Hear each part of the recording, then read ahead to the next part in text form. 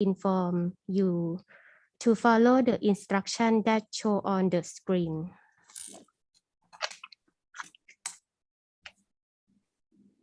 Let's begin. Welcome all delegates to AFOC Workshop on Carbon Capture, Utilization and Storage, Policy and Regulatory Framework. This workshop is expected to serve as platform to initiate the cooperation of CCUS globally through exchanging of the individual views and sharing of knowledge for supporting the implementation of APAEC Phase II. This workshop is hosted by Department of Mineral Fuel, Ministry of Energy, Thailand. Let me begin with the first remark. I would like to invite Mr. Warakorn Promobon, Deputy Director General, Department of Mineral Fuels, Ministry of Energy, to give a welcome speech. Mr. Warakorn, please. สวัสดีครับ Mr. Rizal Ramli, representative from Malaysia and AFOC Chairman, Mr. Christopher Samula, Senior Manager of APAEC, distinguished delegates, ladies and gentlemen. On behalf of the Department of Mineral Fuels, Ministry of Energy of Thailand, it is my honor to welcome you all to AFOC Workshop on Carbon Capture, Utilization and Storage, CCUS, Policy and Regulatory Framework hosted by the Department of Mineral Fuels today. This is a great privilege for Thailand, ASEAN member states, and the private sector to discuss and exchange views to strengthen regional cooperation and to encourage sharing of expertise on CCUS between government side and private side. This workshop is arranged under the theme Highlight on the Initiative of Carbon Capture, Utilization and Storage, CCUS, in energy sector to move the region towards low carbon society in the future. I would be looking forward to all of you to have a dynamic and collaborative discussion on CCUS in aspects of policy and regulatory framework. Furthermore, exchanging the views on the policy and regulation is a starting point to establish the potential area of collaboration in ASEAN to enable us to achieve CCUS development and deployment success.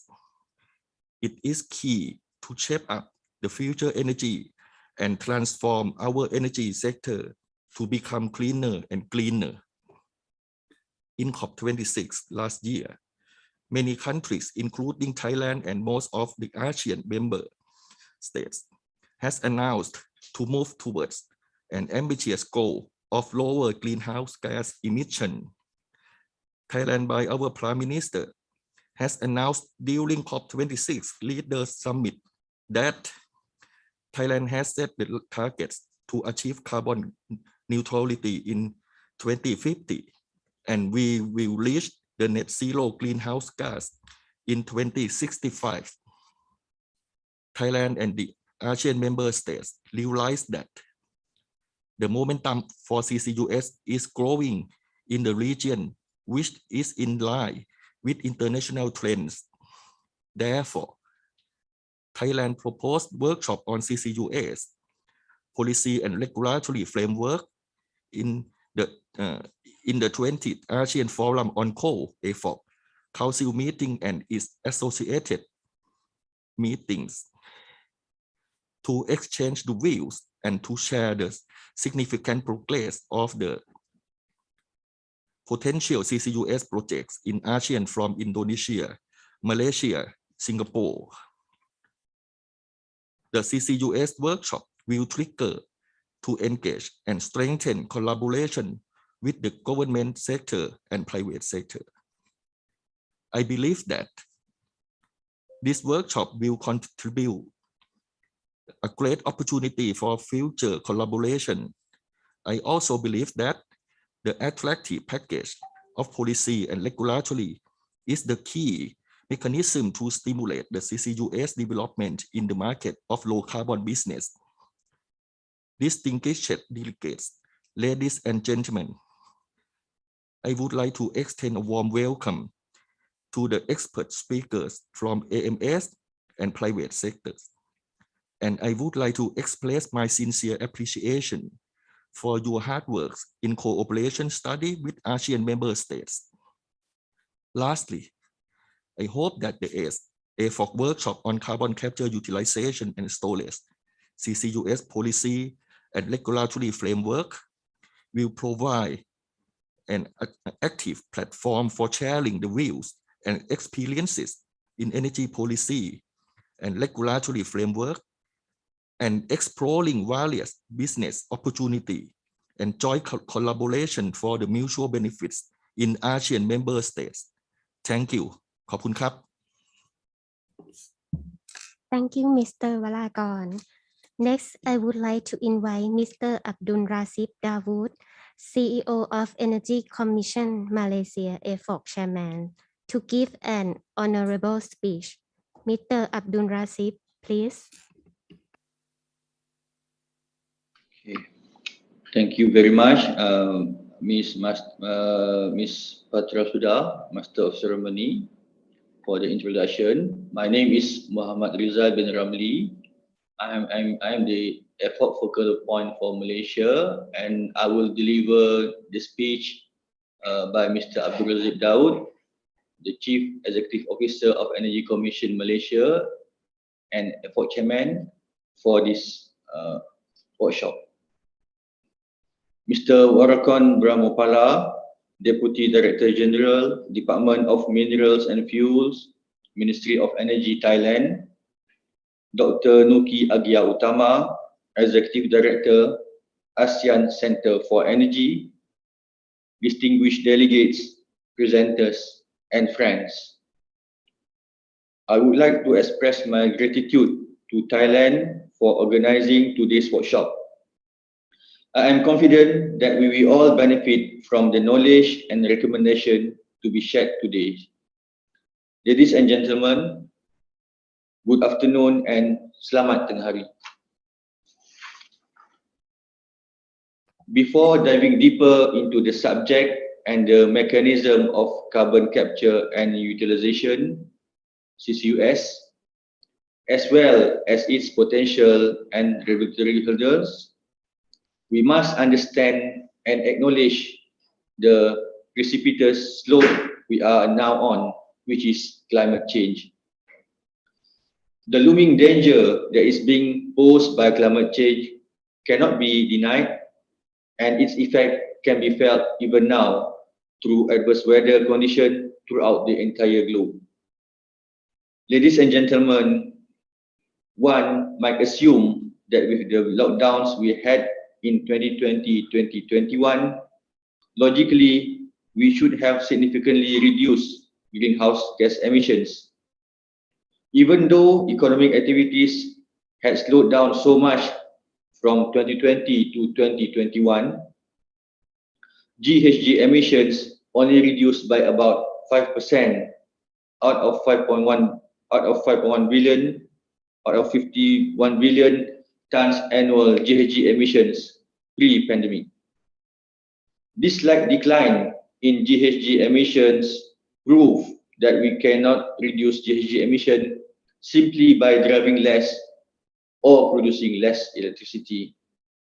We need new tools to fight climate change, and CCUS is one of the many tools available at our disposal that we can use to achieve carbon neutrality by 2050.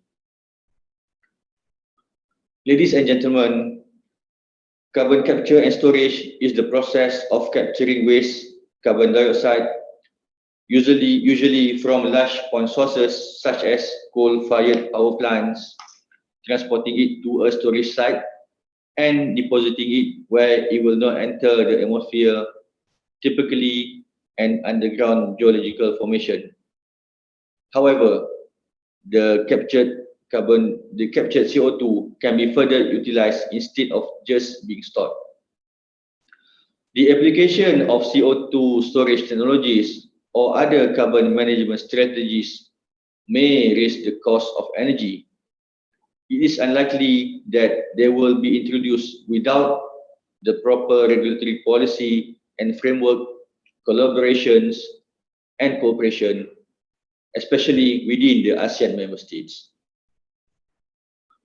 Ladies and gentlemen, in addition to addressing the technical aspect of CCUS, it is necessary to address the societal and economic implications associated with climate change. The trade-off between ignoring climate change and paying for carbon neutral energy infrastructure is more manageable if carbon management costs are kept low. Another hurdle to CCUS adoption is determining and communicating the social cost of carbon across diverse populations, including scientists, engineers, legislators, and the general public. As a result, numerous scientific, economic, and sociological considerations must be addressed to assure the effective development and implementation of CCUS technology. Ladies and gentlemen, the importance of public discourse, such as this workshop, in supporting CCUS as one of the instruments that AMS may use to transition low carbon producing economies cannot be overrated. Before I end my speech, I would like to thank the AMS, our dialogue partners, and the international organizations for their continued support given to AFOC activities and programs. I wish everyone the best of luck into this session, and I'm looking forward to learning from and exchanging ideas with the other participants. Thank you. Thank you, Mr. Rizal Ramri. Next, I would like to invite Mr. Christopher Samura, Senior Manager of APAEC, to deliver an opening remark. Mr. Christopher, please.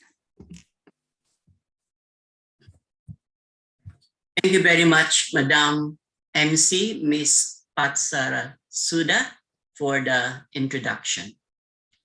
My name is Christopher Samora, Senior Manager from the ASEAN Center for Energy, and on behalf of Dr. Nuki Agya-Utama, the Executive Director of ACE, allow me to deliver his opening remarks, and I quote. Mr. Warakorn Bramopala, the Deputy Director General, Department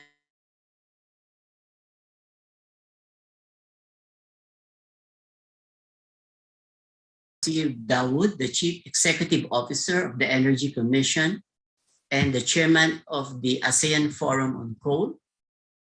Ladies and gentlemen, a pleasant good morning and good afternoon to all of you. Welcome to the AFOC Workshop on Carbon Capture, Utilization, and Storage, focusing on policy and regulatory framework. On behalf of the ASEAN Center for Energy, I would like to express my appreciation and to convey my gratitude to the Department of Mineral Fuels under the Ministry of Energy of Thailand for hosting the event and for all your support to the 20th ASEAN Forum on Coal Council meeting and its associated meetings this week.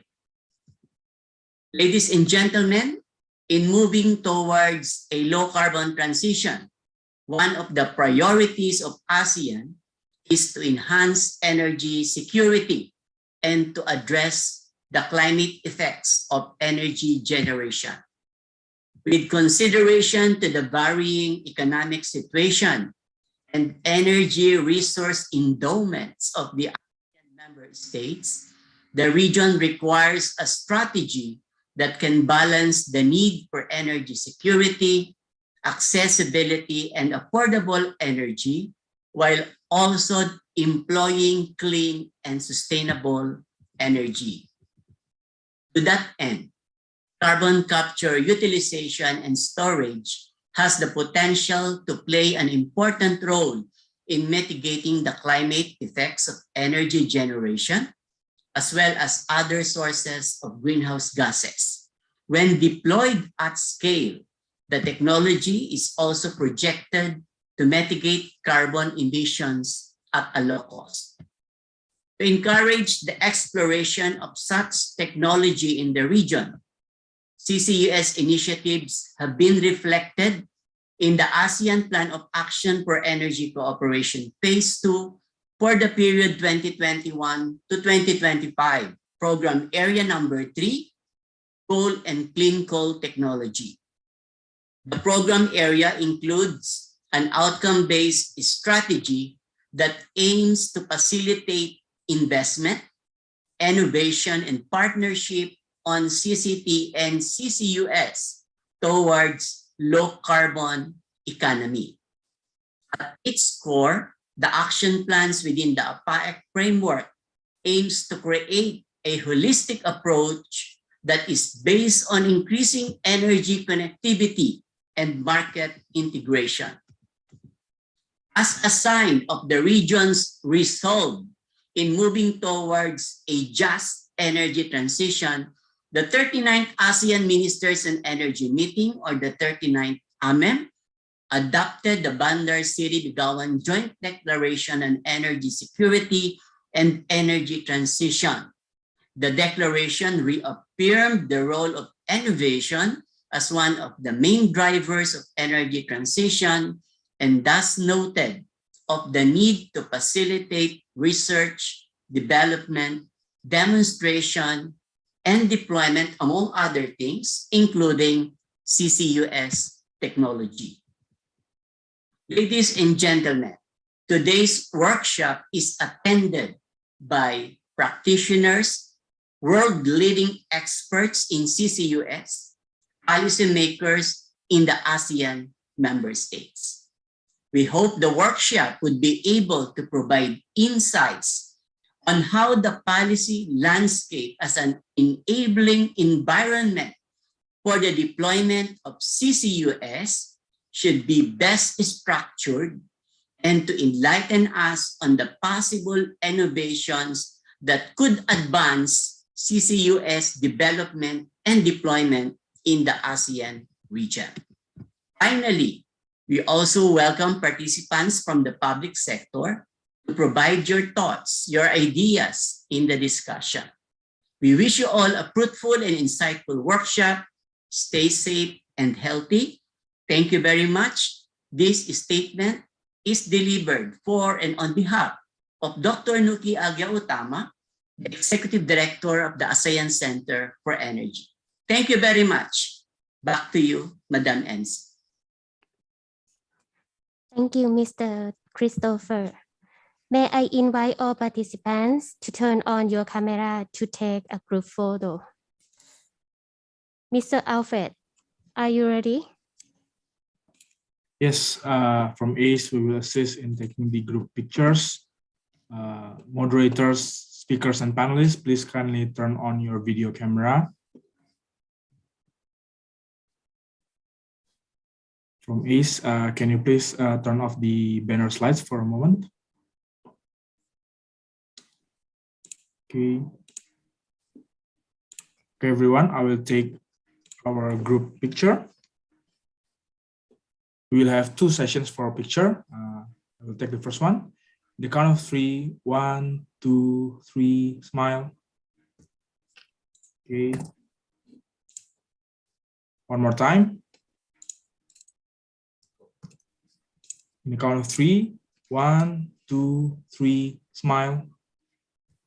Okay, thank you very much. Back to you, Madam MC. Thank you, Mr. Alfred.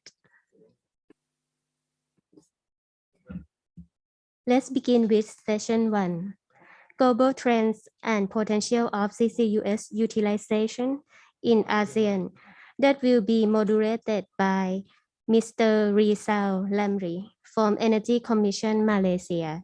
I will give floor to Mr. Rizal Lamri.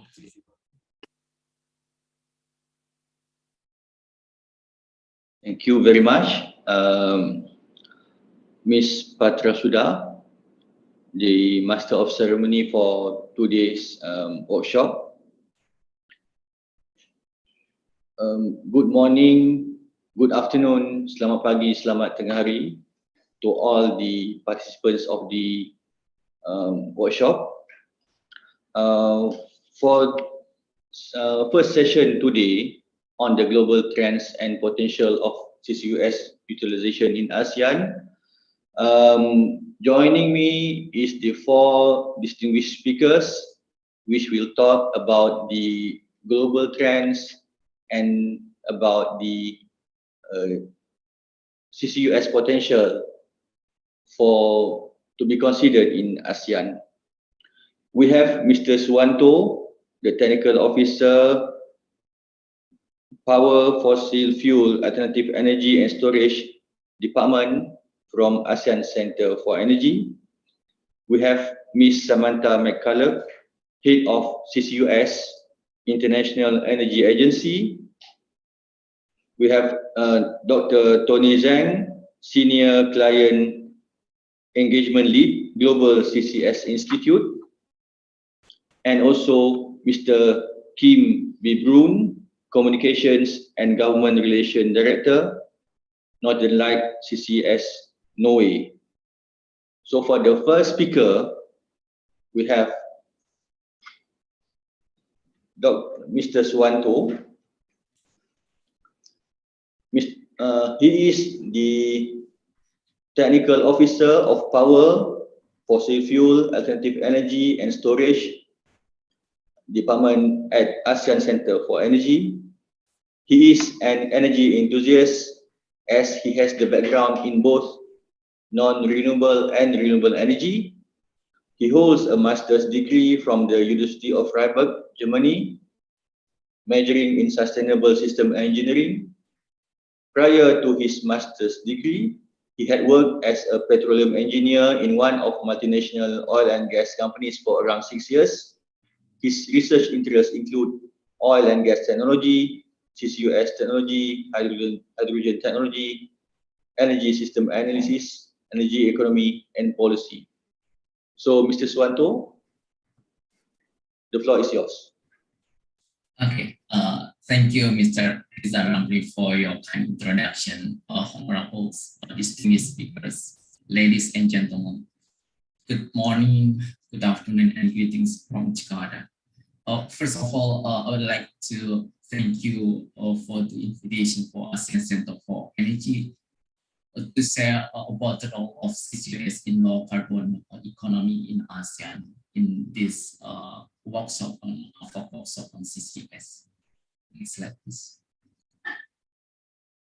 So this presentation is based on our latest publication on the role of CCUS in low carbon development in ASEAN. So this publication discusses the opportunities of CCUS deployment, the main barriers that hinder CCUS development, and key recommendations to assist the launching of CCUS projects in the ASEAN region. So to learn more about the report, you may visit our website at aseanenergy.org, or you may also scan the QR code as seen on your screen. Next slide, please. So this report was developed based on the fact that ASEAN has high reliance on fossil fuels, particularly from coal as the main energy source, to fueling the regions in industrialization and economic development. Our latest ASEAN Energy Outlook analysis has shown in the figure that fossil fuels will continue to dominate the total primary energy supply, and it is accounting for around 70% in 2040, where in the power sector, the total installed coal-fired power plants capacity will continuously increase, more than triple in 2040 from 73 gigawatt in 2017. As the consequence, CO2 emission will also grow up to more than 4,000 million tons of CO2. So the increasing CO2 emissions resulting from growing fossil fuel consumption will will raise important environmental concerns that could endanger humanity. So without this significant reduction in greenhouse gas emission, the member state will face serious climate change impact over the coming decades. Next slide, please. So to discuss the necessary actions needed to combat climate change, COP26 was held in Glasgow last year. So during the 2 weeks climate conference, CCS or carbon capture and storage received a great deal of attention. The deployment of CCS and CCUS is considered essential component of the mission to reduce global emissions. There were more than 30 events related to CCUS at COP26 to discuss about policy formulation, financial instruments, business strategies, and social and technical issues. One example of the agreement is that US and China joined Glasgow Declaration on enhancing climate action in the 2020s to cooperate on the deployment and application of technologies such as CCUS and air capture. Next slide, please.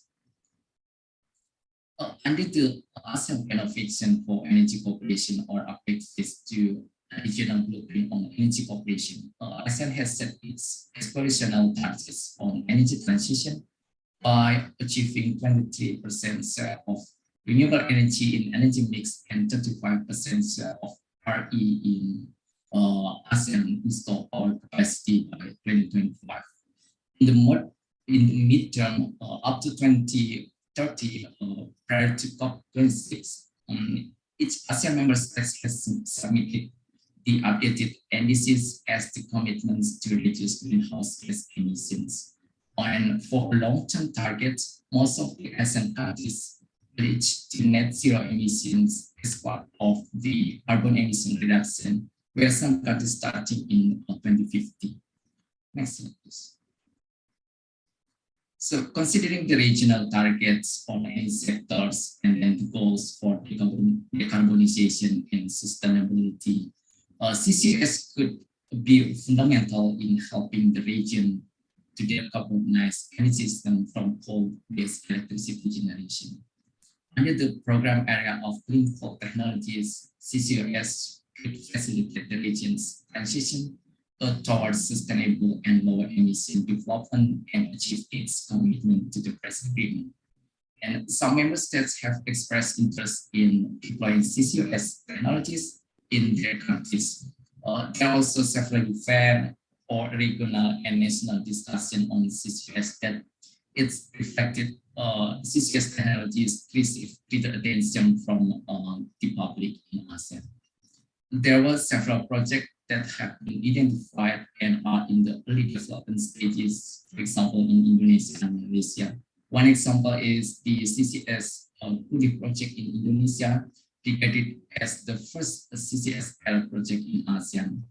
And the CCS Kudi project has the objective to store the CO2 from Kudi gas field that is fed from Kudi Central Processing Plant.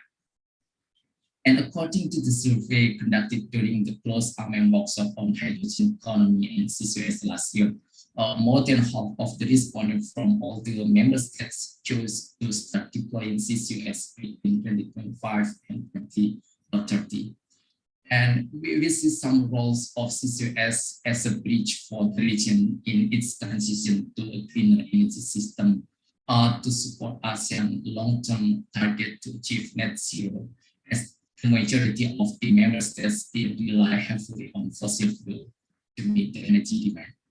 And we also see that the deployment of CCUS will allow the existing power plants to continue operating with significantly reduced emissions. So this will help to ensure energy security and also economy in the region.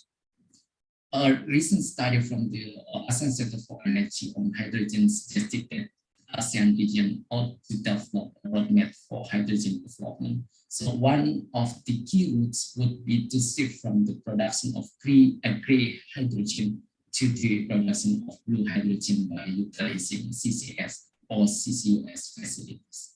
Next slide, please. Although there are several pilot projects identified and the aspiration to deploy CCUS as early as possible, however, some main barriers are observed. For example, although Indonesia has made significant progress in terms of pilot project and the regulation development, there is still lack of supporting policies and the regulatory framework at the regional and national levels. And CCS technologies require intensive capital investment, and moreover, in the case of CCS technology without utilization, it seems very low revenues. The deployment of CCS technology requires advanced technology to capture, transport, inject, and also build the geological storage. So, as only pilot projects are in operation in the regions, the technology maturation is needed before greater application of CCUS. There are also concerns about public acceptance given the safety issues during CO2 transportation or CO2 storage. Next slide, please. In the run-up to short and mid-term targets, some innovations are needed for CCUS deployment in the region. For example, first, policy support and intermediation from the government towards energy transition and low carbon economy are key to enhancing the deployment of CCUS in the member states. And then the next, one of the biggest challenges in deploying any new technologies procuring the necessity of financing. So the government must identify the opportunities of getting involved and come up with the incentive to stimulate and mobilize investment from financial institutions and the private sector. The next, as this technology is new technology, several feasibility studies need to be conducted, and the cooperation mechanism on the relevant sectors need to be put in place, as well as the study from the best practice and success stories from the world on CCUS. And then deploying CCS requires cohesive cooperation among the government, industries, private sectors, academics, and intergovernmental institutions. So, for example, like the discussion forum on the ASEAN CCS expert panel could be served as a forum for experts to discuss CCS development in the region, to identify the obstacles in the region, and to identify and to create the innovative solutions. And lastly, the ASEAN could also review the possibility of creating CCS clusters, which could be shared among the member states and surrounding regions. Next. Next. Okay. To conclude my presentation, we say ASEAN region will rely on fossil fuels, particularly from coal. The CCUS is important to help the region reducing emission, and CCUS could also help the region to achieve net zero targets and contribute to energy security and the economy. We also noticed some challenges to deploy the technology. So for this, several recommendations are presented to support CCUS deployment in the region. And for this, I conclude my presentation and thank you for your attention and looking forward to the discussion session. Back to you, Mr. Saran.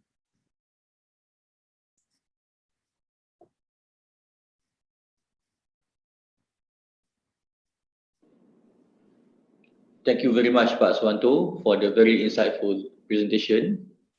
Now we move to a second presentation by Ms. Samantha McCulloch, Head of CCUS Unit, International Energy Agency. Samantha is the head of the CCUS unit at the Paris-based International Energy Agency. Her team provides leading analysis and insights on the development and deployment of carbon capture, utilization, and storage technologies. Samantha is a lead author of several IEA publications, including Energy Technology Perspective Special Report, CCUS in Clean Energy Transition, 20 years of CCS, Accelerating Future Deployment, and 5 keys to unlock CCS investment.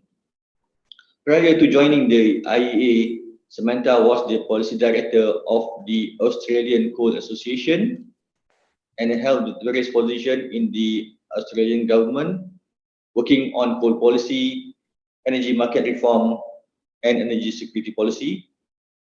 Samantha has Master of Public Policy and Bachelor of Commerce.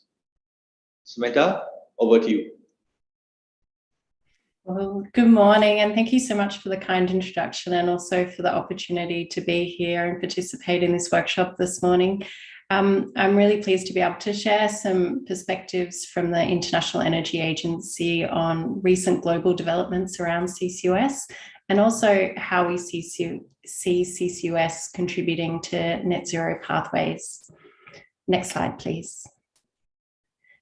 So, of course, CCUS is not a new technology per se. So CCUS projects have, of course, been operating since the 1970s and 1980s, principally in the United States. And most of the early projects were really associated with natural gas processing because this is quite a low-cost application for CCUS. But I just wanted to show here that we have seen significant progress, particularly in the last decade for CCUS, where not only has the amount of CO2 that we're capturing each year from commercial facilities tripled since 2010, we've seen a more diverse experience in terms of the applications for CCUS. So today we have CCUS facilities operating on hydrogen production, steel production, coal-fired power generation, for example. And the facilities around the world that are operating can have the capacity to capture more than 40 million tonnes of CO2 each year. Thank you. Next slide, please. Great. So one of the encouraging signs, I think, for myself, who's been working on CCUS for quite some time, is that we've seen really very, very substantial momentum and interest around CCUS just in recent years. So here I'm showing basically the global pipeline of projects in development since 2010. And you can see that really 2021 was quite an extraordinary year. We had plans for more than 100 new projects announced around the world. And this has been building since around 2018. But prior to that, you know, the progress that we were seeing with CCUS and the interest that we were seeing in CCUS investment was actually declining. And so what's really been behind this turnaround that we've seen in CCUS? At the IEA, we've identified really three key drivers for this uptick in investment plans. The first one is certainly strengthen climate goals and net zero targets. There's growing realization that achieving net zero will require CCUS. And so that's being reflected also in government strategies and government policies. The second key driver is really around an improved investment environment. So we've seen new incentives to invest in CCUS, particularly in the United States with the 45Q tax credit that provides $50 per tonne of CO2 that's stored and $35 per tonne of CO2 used in various applications, including enhanced oil recovery. Now, this was introduced or expanded, this tax credit, in 2018 and is really one of the key milestones in terms of seeing an uptick in investment plans. Also in Europe, we've seen new new programs introduced and additional financial support from governments that are really driving forward investment interest. The third key driver of this growth in CCUS is really around the link to the hydrogen economy. And of course, I'm sure most will be aware that there's been a huge amount of interest in developing hydrogen projects. And of course, CCUS is one way of scaling up the availability of low carbon hydrogen. So thank you. Next slide. So just very briefly to look at where the projects under development are concentrated, you can see here on the left-hand sidebar that a lot of the projects in development are centralized in the United States and in Europe. So this really reflects where those investment incentives are and where we're seeing the commercial interest in CCUS. In terms of the sectors and the applications, it is quite diverse, but there is quite a lot of focus on hydrogen, which I already mentioned, hydrogen production, and also other fuel supply, but also power generation, more and more projects in power generation, which includes coal-fired power generation, gas-fired power generation, and also biomass-based plants. So there's been certainly a diverse interest in terms of the projects that are coming forward. Thank you. Now I want to speak briefly about the sort of role that the IEA sees CCUS playing in terms of net zero pathways. So in 2021, we released our net zero by 2050 scenario, and this analysis really seeks to put the global energy sector on a path to net zero by 2050. Here, there's a very, very important and significant role for CCUS technologies, where we scale from this sort of 40 million tonnes or so of CO2 being captured today to almost 1.7 billion tonnes by 2030, and then 7.6 billion tonnes by 2050.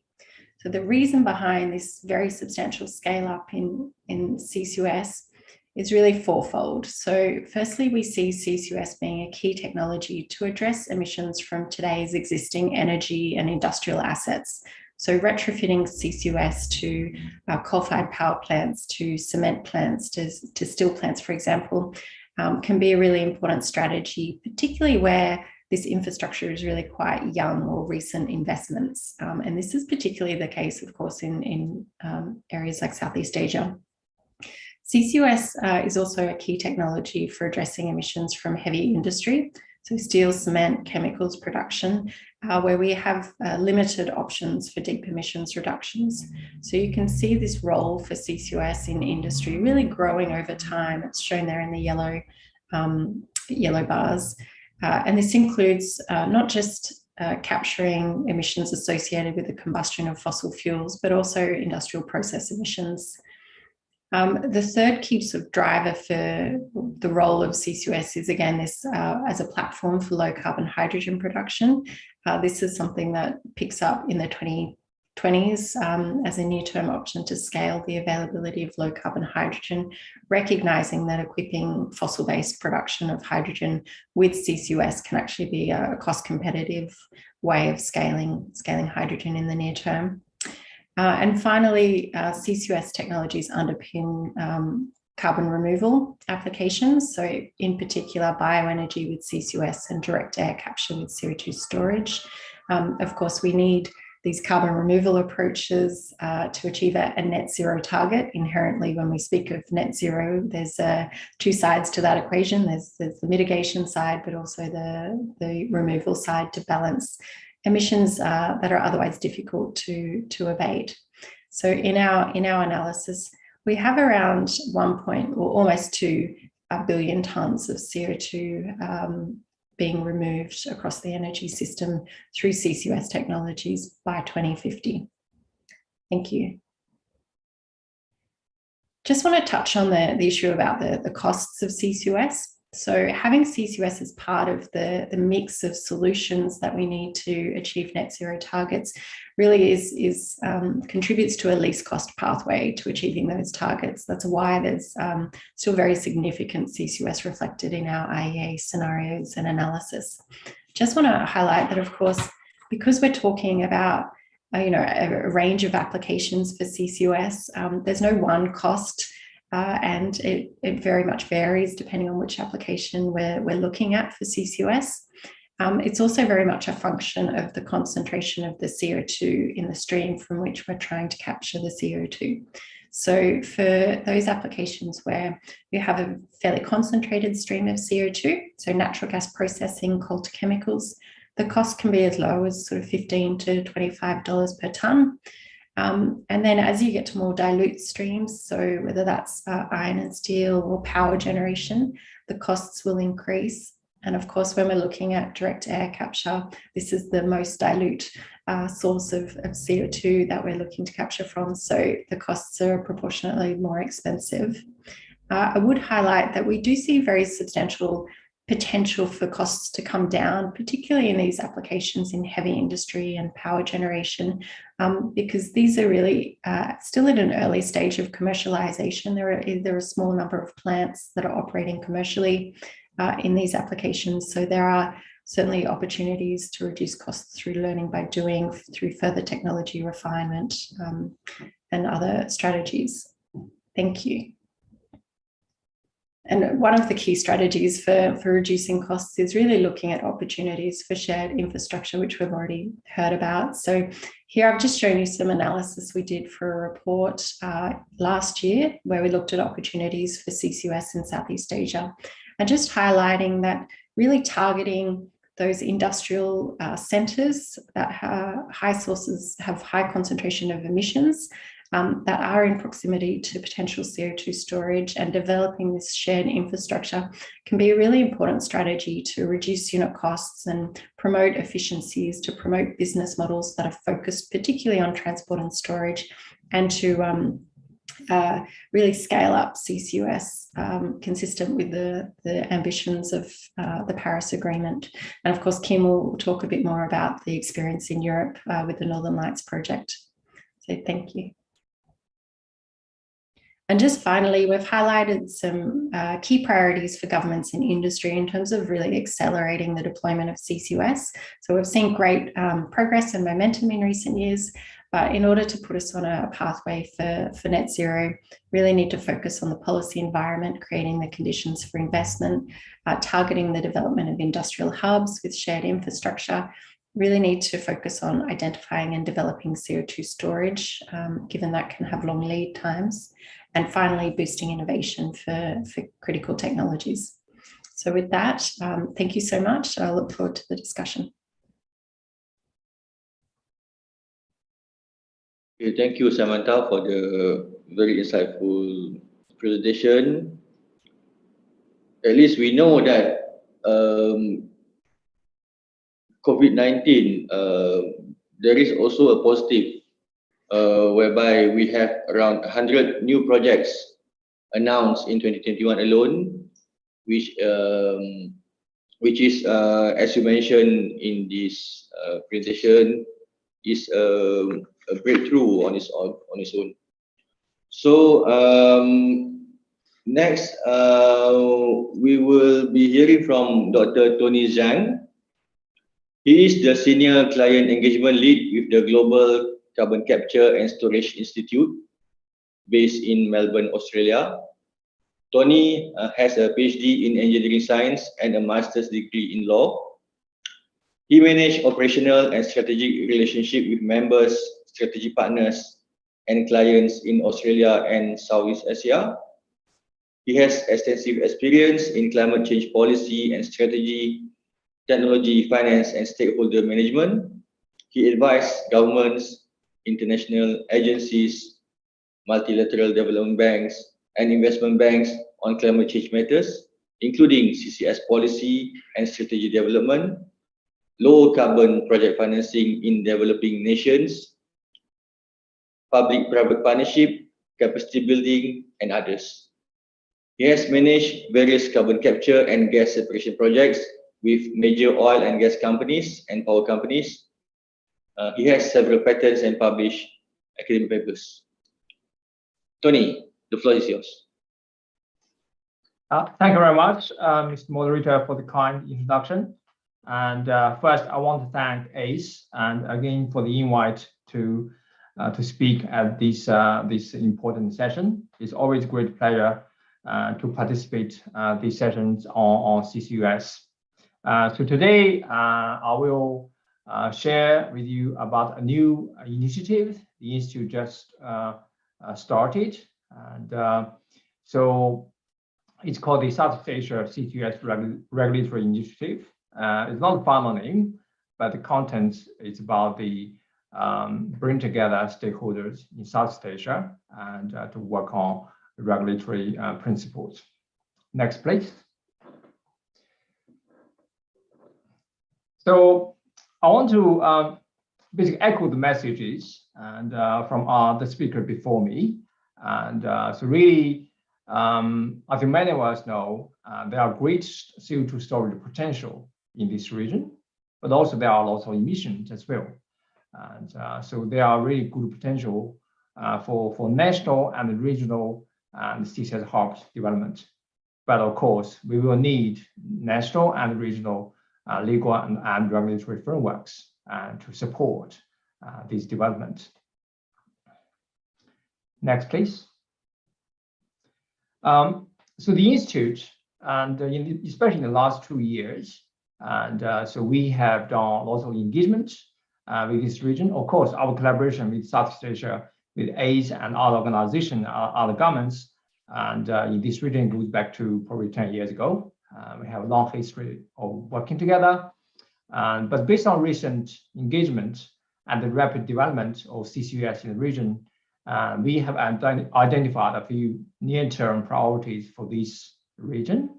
And the number one, of course, that's the reason we are here today, and regulation. So basically regional guidance and country-specific and regulations. And two is basically the regional framework for cross-border CO2 transport and storage. Because if we look at the storage size distribution and the CO2 emission sources, and I think it's reasonable to predict there will be cross-border CO2 transport and storage within Southeast Asia, but also with other with countries outside this region as well. So that's why we need this kind of framework. The third point is that we need early mover projects. The first speaker mentioned the Gunin project, the first pilot project, and so that will substantially build trust and confidence in the general public, but also among policymakers as well. I think that is very important for this region. And for countries like the United States, they already have decades of experience and building, operating CCS projects. So that's not a concern for them. But for this region, this is still relatively new. The fourth point is the regional carbon market mechanism. I use the word carbon market. It doesn't have to be a carbon market. It could be some other bilateral or multilateral mechanism to support to basically CCS, especially when you have a cross-border transboundary CO2 movement that relates to greenhouse gas inventory, that's relates to potential carbon credits and all these different aspects. So you want to make sure, let's call this a market, a mechanism to support CCS from this angle. The fifth point there is a region-specific policy framework and business model. So far, I think many, including several major developers in this region, and still are working on the business model. So how do we make money? How do we create revenue from CCS to reach our own emissions, but also potentially to support other emitters? For example, oil and gas company want to become a CO2 storage service provider. So how can they work with a power company, for example, to store CO2 for them? So what kind of model is going to be? And so that, of course, goes back to the policy framework. What kind of policy to underpin, to support, to enable these business models, make that commercially viable. So next, please. So against this, I mean, all this background, and based on lots of discussions with governments and with ACE, with the industry, with the research organizations, and we have had lots of discussions. And we said, okay, I think we will need to have this kind of initiative, and basically to support the deployment of CCS specific legal and regulatory frameworks within Southeast Asia.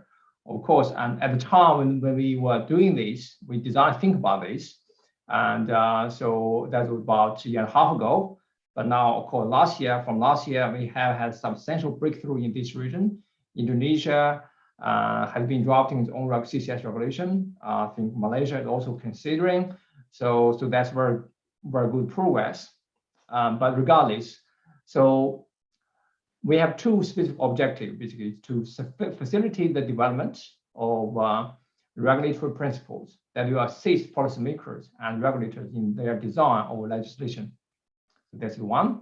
The second one basically is to act as a forum for stakeholders in Southeast Asia to consider the critical issues surrounding the development and implementation of law and regulation for CCUS.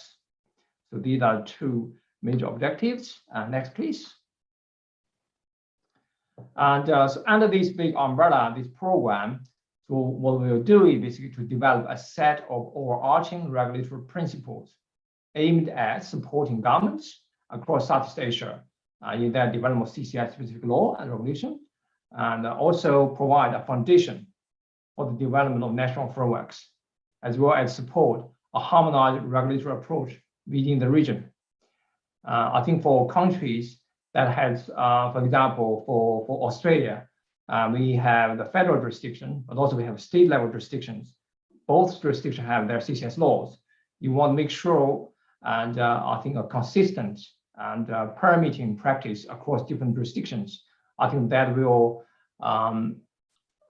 be very effective in terms of from a developer's perspective. And so the last point here is to improve the understanding of CCS opportunities and CCS legislation more specifically and among policymakers and regulators in the region via extensive engagement activities.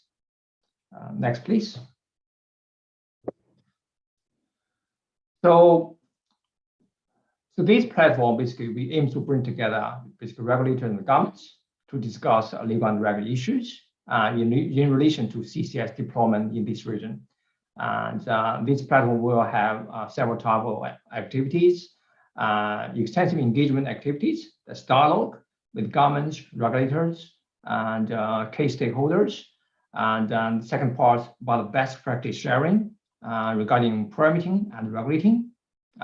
Could be learning from countries and outside this region, for example, Australia, United States, Canada, and where CCS projects have been permitted, has been regulated.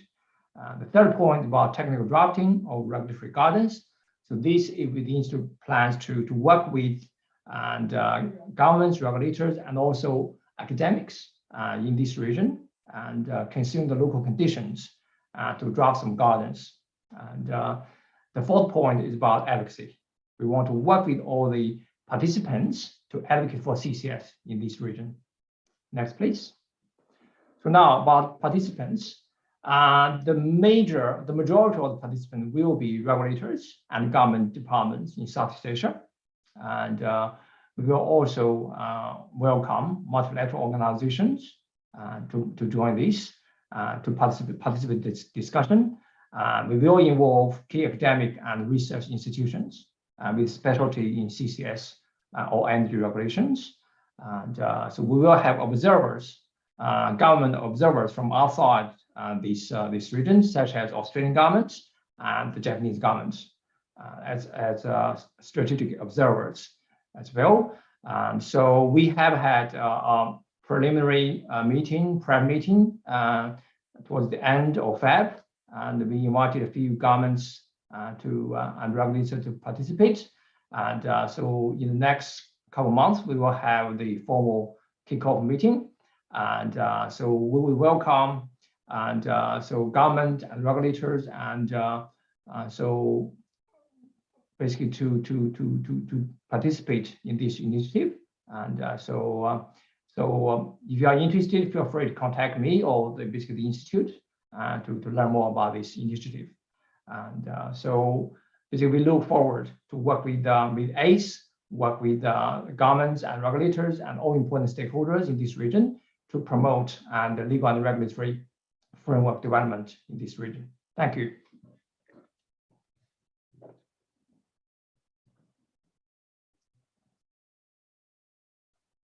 Thanks very much, Tony, for the presentation. I have a few questions for you, but before that, let's move to the next presentation by Mr. Kim Bibrun, the Communications and Government Relations Director, Northern Light JV. Northern Light JV is developing an open and flexible infrastructure to transport CO2 from capture sites by ship to a terminal in Western Norway for intermediate storage before being transported by pipeline for permanent storage in reservoir 2,600 meters under the seabed. Kim is seconded to Northern Lights from Shell. He joined Shell as graduate external affairs advisors in 2006. and has since then held various communication roles for Shell's upstream and downstream businesses in Norway and South Africa. Worked as business advisor for Shell's VP Norway and project manager for Shell Petroleum Development Company of Nigeria, looking after a portfolio of environmental improvement projects. Prior to joining Northern Lights, he was part of Shell's group carbon team with responsibility for CCUS and advocacy, policy and advocacy. Before joining Shell, Kim worked as field coordinator and logistician for the humanitarian organization Médecins Sans Frontières in Angola, Congo, Ethiopia, and Afghanistan. He holds a master's degree in sociology from the University of Tromsø, I hope I pronounced it right, Norway, and an MBA from London Business School. So Kim, please. Over to you. Good afternoon, and thank you for the very kind introduction, and thank you for the invitation to participate at this event. Now, I'm joining you right now from our office in Stavanger in Norway, and this is where we are building our facilities. I'm going to tell you more about this now. The drive to deliver on the Paris Agreement objectives has intensified in the last year. Governments, corporations, and the general public are unified around the commitment to meet net zero emissions around 2050. Commitments are good, but we need more than that. Plans must be put in place to deliver on these commitments. Government policies, international cooperation, and funding matter, and Northern Lights is playing a role in each of these areas. We are responsible for developing and operating CO2 transport and storage facilities, as you see on the screen right now. These facilities will be open to third parties and is part of the Norwegian government's full-scale carbon capture and storage project, which has been named Longship. When we start operations in 2024, we will be the first ever cross-border open source CO2 transport and storage infrastructure network, shipping CO2 to an onshore receiving terminal in Øygarden on the Norwegian west coast, before being transported by pipeline for permanent storage in a reservoir 2,600 meters under the seabed. In phase one, we will provide CO2 storage capacity of 1.5 million tons per year in 2 wells, taking just over half from 2 Norwegian sources, Fortum Oslo Varme, which is a waste-to-energy facility, and Norcem Breivik, which is a cement producer. And we're also in conversations with European customers for the remaining capacity. Construction of this infrastructure and the ships began last year and will be completed mid-2024. In phase 2, our plan is to expand capacity to a total of well over 5 million tons of CO2 per year. This phase will be largely commercially funded. Some funds have already been agreed from the European Union as a designated project of common interest. The ambition is for phase 2 to be operational by 2026. And due to significant interest from customers, the project plan has accelerated with early investments in wells and infrastructure needed to ensure continuity of service. If we move to the next slide, please. We are developing a European CO2 value chain, and we're in dialogue with a number of emitters. Many of them are looking at creating CCS hubs, which is a really promising model. We have had the opportunity to build strategic partnerships with a high number of emitters. This has also supported exchange of learnings and experience. But we know that CCS is key to achieve a just transition. We know we will need 600 million tons of CO2 stored every year by 2050 in Europe alone. Northern Lights receives a high number of requests from industrial emitters located in countries that have CO2 taxation on top of the European Emission Trading System, the ETS. such as the Nordic countries and the Netherlands. Switzerland also has ambitious climate objectives and is very forward-leaning on waste incineration emissions, for example. But we often get the questions, will it ever be profitable to invest in CCS without subsidies? And we believe it will. We believe we will see the cost coming down, and we will see the emission trading scheme allowance cost, as you see here on the screen, reaching 100 euros by 2030. We also believe that consumers will be willing to pay a premium for green products. But to speed up the development, we need help from policymakers, as well as industry and interest organization. And what we need is business models. We need support mechanisms. We need a higher CO2 price. We need willingness to invest. We need regulations, standardization, operational procedures, certification, and metering. We move to the next slide, please. So instead of building an expensive and inflexible network of pipelines, we will rely on a ship-based and flexible transportation system. As part of the first phase of operations, we're building 2 dedicated CO2 carriers with a cargo size of 7,500 cubes each, which can take 8,000 tons of CO2. These will take captured and liquefied CO2 from several emitters and transport it to our onshore receiving terminal. We will need additional ships as we scale up. Storage capacity is unevenly distributed in Europe. Most of the capacity is in the North Sea basin. Norway is estimated to hold a theoretical storage capacity of 80 billion tons of CO2. The emitters, however, they are everywhere, and that's why we need this ship-based solution. And that's also why the European Union has designated Northern Lights as a project of common interest, a key cross-border infrastructure project that will help the EU achieve its climate policy objectives. The project of common interest connects European carbon capture initiatives to our storage infrastructure, and we see many of these capture initiatives on the screen here now.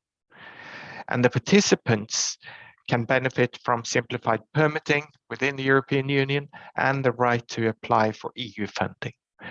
And these are very good policy instruments, and we see that based on these regulations and policy instruments, the interest is growing.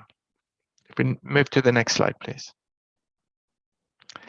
Storage capacity could be a bottleneck. We know the storage resources are there, but they need to be developed. In the case of Northern Lights, the storage capacity in the first development phase is 1.5 million tons per annum, but the pipeline that we're laying next year will be dimensioned for 5 to 7 million tons per annum. The pipeline laying operation will start end of this year and will be fully laid next year. Based on market demand, we are now studying also a possible scale-up of our facilities, and this will be done without government support. And we see here on the slide how we're building capacity based on demand. So we have the Longship customer 1 and 2. We are about to secure a customer 3, which is the first commercial customer.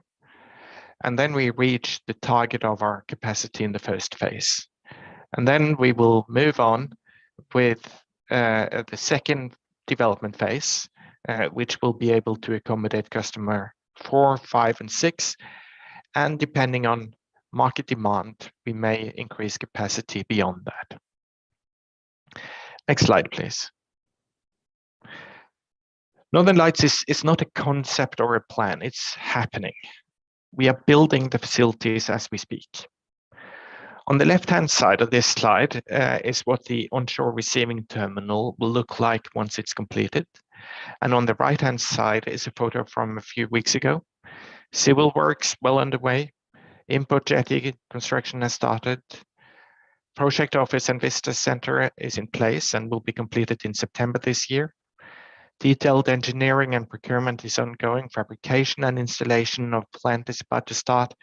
Additional area for expansion has been included, which means that we have done civil works already now. The subsea template connecting the injection well with the pipeline was installed on the seabed in 2019. The water depth in the area is around 300 meters. Then fabrication, engineering, and procurement of all the facilities is ongoing, and a second well will be drilled mid-2022. Next slide, please. So phase one of the development will be completed mid-2024, as I mentioned, with a capacity of 1.5 million tons per year, and we're looking at expanding. And we have received funding from the European Commission to conduct a study on the expansion. Then we will need a new jetty, new extended utilities, and obviously more wells. We can move to the next slide, please. I won't spend too much time on this, but what you see here is a cross-section of the subsea structure. The actual storage reservoir is 2,600 meters below the seabed. Directly over the storage complex, there is a seal, which is actually a 75-meter thick layer of shale, which is a tight rock. Nothing will penetrate through this seal. But there is also a shallower secondary seal, which has held the oil and gas in the Troll oil and gas field in place for millions of years. I just wanted to show you this briefly to illustrate that storage of CO2 is safe. Then my final slide shows the shipping solution. We have awarded contracts for building of the 2 first ships. We have adapted ship designs used for transporting liquefied petroleum gas, adding a liquefied CO2 carriage system and insulation to maintain temperature that keeps the CO2 in a liquid state. This solution has the advantage of using design that shipyards are familiar with and could set a new standard for CO2 shipping. We're also looking at larger ship designs. So with that, my time is out, I can see. So thank you very much for your attention. Okay. Thank you very much, Kim, for the very insightful presentation. Now we shall move to the Q&A session and also discussion. We have few questions from our chat box. Perhaps we can first tackle the question first. I think the first question is from Mr. Muhammad Alif Anwar. What was the assumptions used for electricity sector in page 5? I think Mr. Muhammad Alif refers to presentation by Samantha.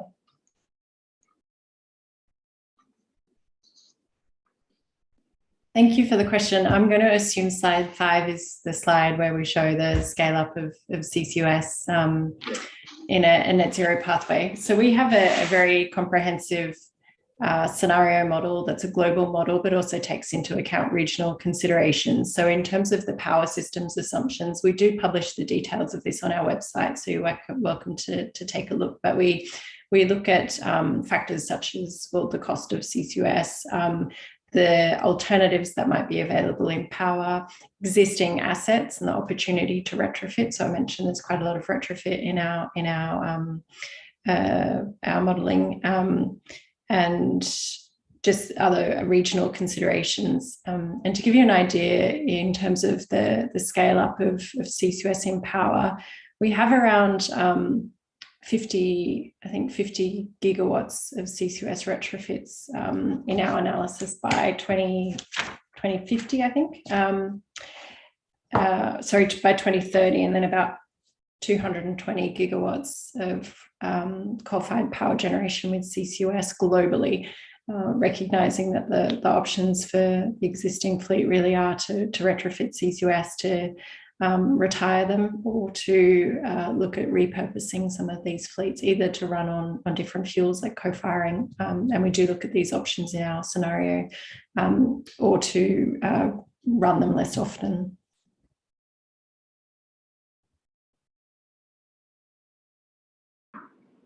Sebentar, actually, I have this one question. I hope you don't mind me asking this. Is CCS just a diversion? Should we just focus on other climate technology which can produce which is more promising and can produce quicker solution? So I would suggest CCUS is not a diversion, but it's also not a silver bullet. So I've only showed you in my my slides how we scale up CCUS, but I want to emphasize that CCUS is just one of many, many technologies and solutions that we need to deploy to meet climate goals. And I think we need to understand that the scale of the ambition inherent in the Paris Agreement, inherent in achieving net zero, is such that we need a fundamental transformation of our global energy system in how we use energy, how we produce energy. We need to advance the technologies that we already have. Wind and solar, for example, deployment of wind and solar needs to quadruple this decade to be aligned with our net zero pathway. So absolutely, we need to be looking at these solutions, but also we need other emerging and important technologies. So that includes hydrogen, it includes advanced batteries, it includes technologies like direct air capture, CCUS. We need all of these technologies and solutions to be part of the portfolio for successfully achieving net zero. So it's not a diversion, but it's also not an alternative to doing increasing our investment in other solutions like renewable energy.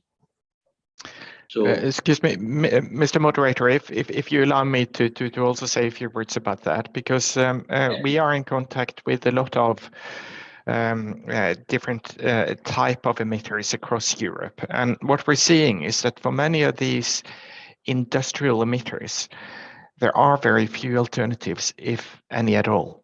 If you talk about cement production, steel production, waste incineration, for example, then CO2 is a byproduct of their industrial processes.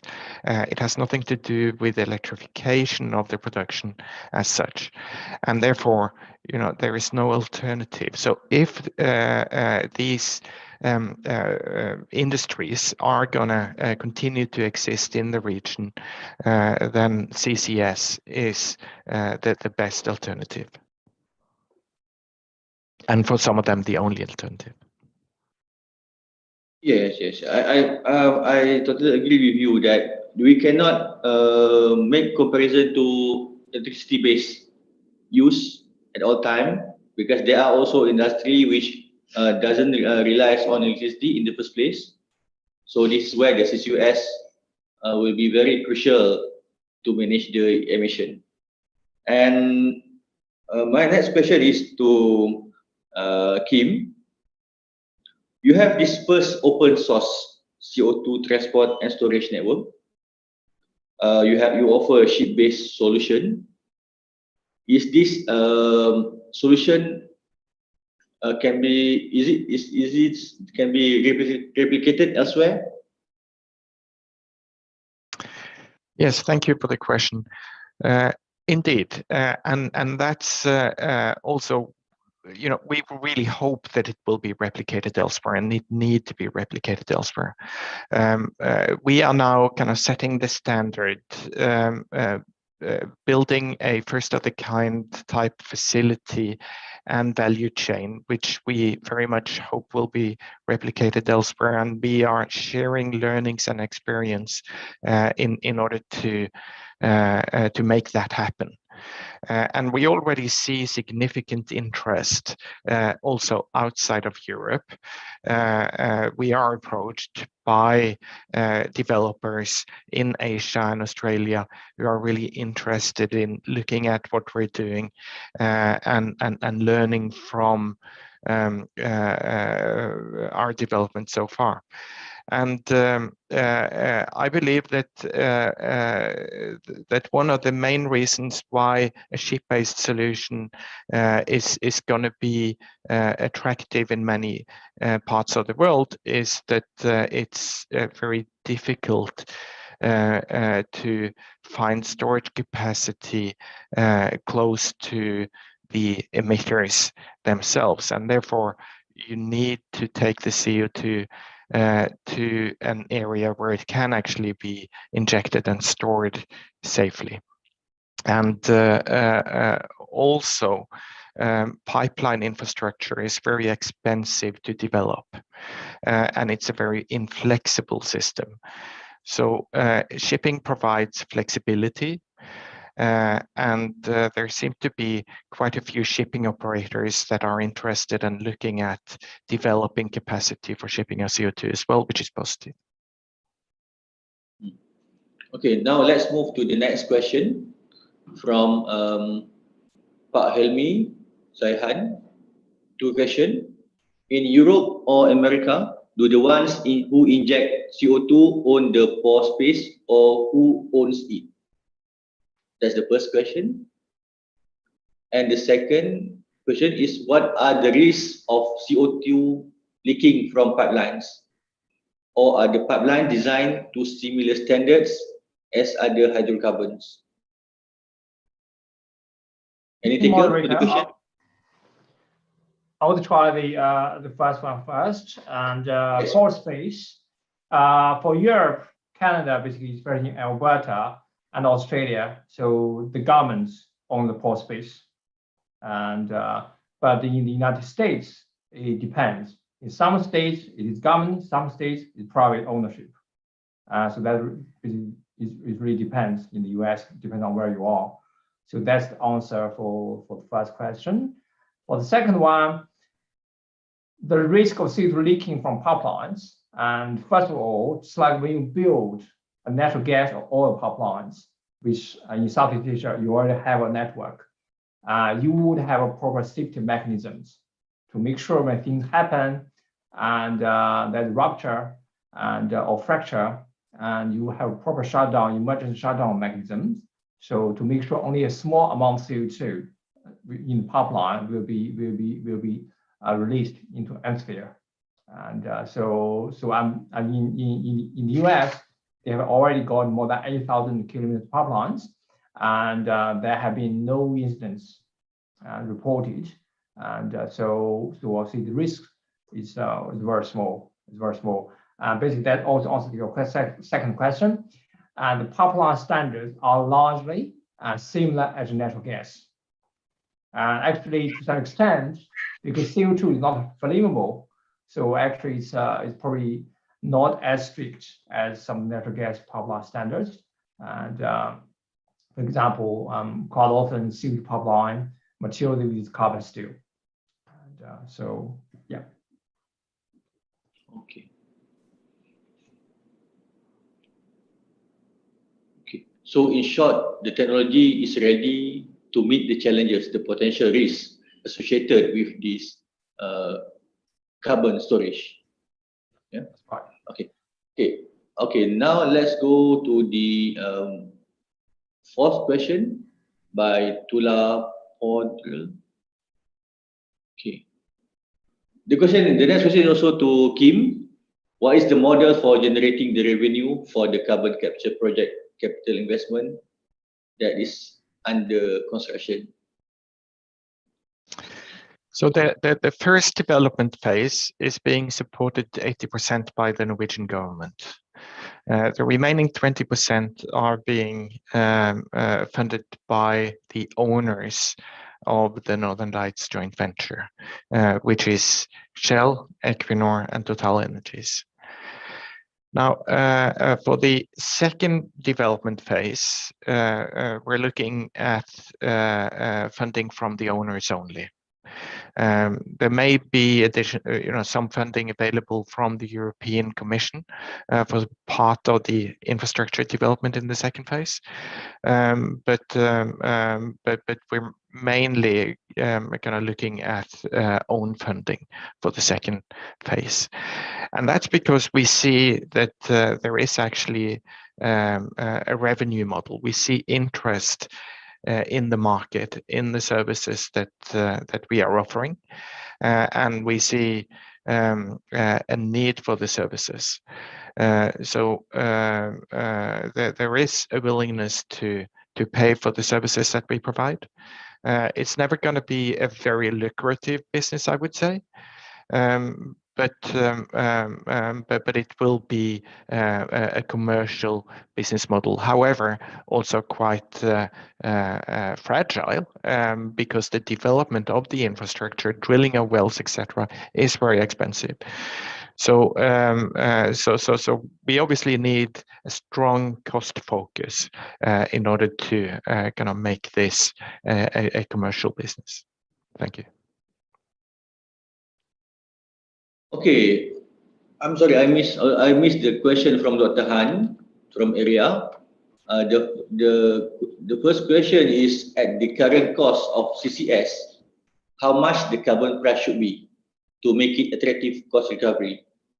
Because in the presentation, I think we are seeing €100 as the benchmark. Okay. And the next by Dr. Han is last year 2021, the carbon price reached almost $100 per ton in EU due to high demand. How is the situation now in 2022? And does Australia also has the carbon price market, and how it works? So I think the question is both to Tony, Kim, and maybe to Samantha on the projection. So for the first one, I think really, I think the cost of, first of all, the cost of CCS depends on where you are. For example, when you do a project onshore in Sumatra, that cost will be very different from doing an offshore project in offshore Sarawak. So that cost itself is already very different. And onshore Sumatra, we might be talking about $30, $40 a ton, but offshore, the drilling cost is probably 3 or 4 times at least. So your CO2 cost will be higher. And so that's why on that basis, the carbon price, I mean, how much is enough to make all projects work? I think if you look at the situation in Australia now, Australia, we have a carbon credit system and under the emission reduction fund. Right now, it's about $31 a ton, Australian dollars. That will be enough to support CCS project in natural gas processing in LNG sector. Santos has already started construction and at Muba project. So that's about 1.7 million ton. Clearly, Santos has done their numbers, and so they can close financial gap with $31 carbon credits, and that's a low cost opportunity. And I believe similarly, there are low cost opportunity in Southeast Asia, where you can start with a small cost. Maybe the cost can be absorbed, like Kim mentioned earlier, a premium product. Maybe you can have a low carbon footprint natural gas, which you can sell on market at a high price. Then you can use that price mechanism to support and your CCS project. And so yeah, that's basically that's I mean, obviously how much you need really depends on the project, which sector you're talking about. For the power sector, I agree, and the CO2 solution concentration is lower, so the CCS cost is higher. You will need a higher price, but then again, depending on which jurisdiction, carbon price may not be the best mechanism. Maybe some other mechanism can also help.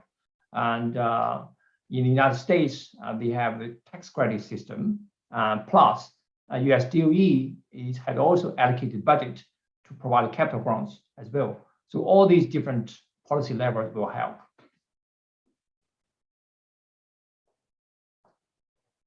Okay, Samantha, do you have projection for the price in 2022? Or maybe you want to extend to 2024? I don't have a projection for the carbon price in 2022, but I would echo what Tony said, that there is, and I tried to make this point in my presentation, that there's no one application of CCUS, there's no one cost. It depends on a range of factors. So we can't put a number that you need a carbon price of X to make CCUS work. It depends. But I would also highlight, of course, the European emissions trading scheme has been in place for almost 2 decades now. So it's taken a long time to get to a point where we're seeing these very high carbon prices.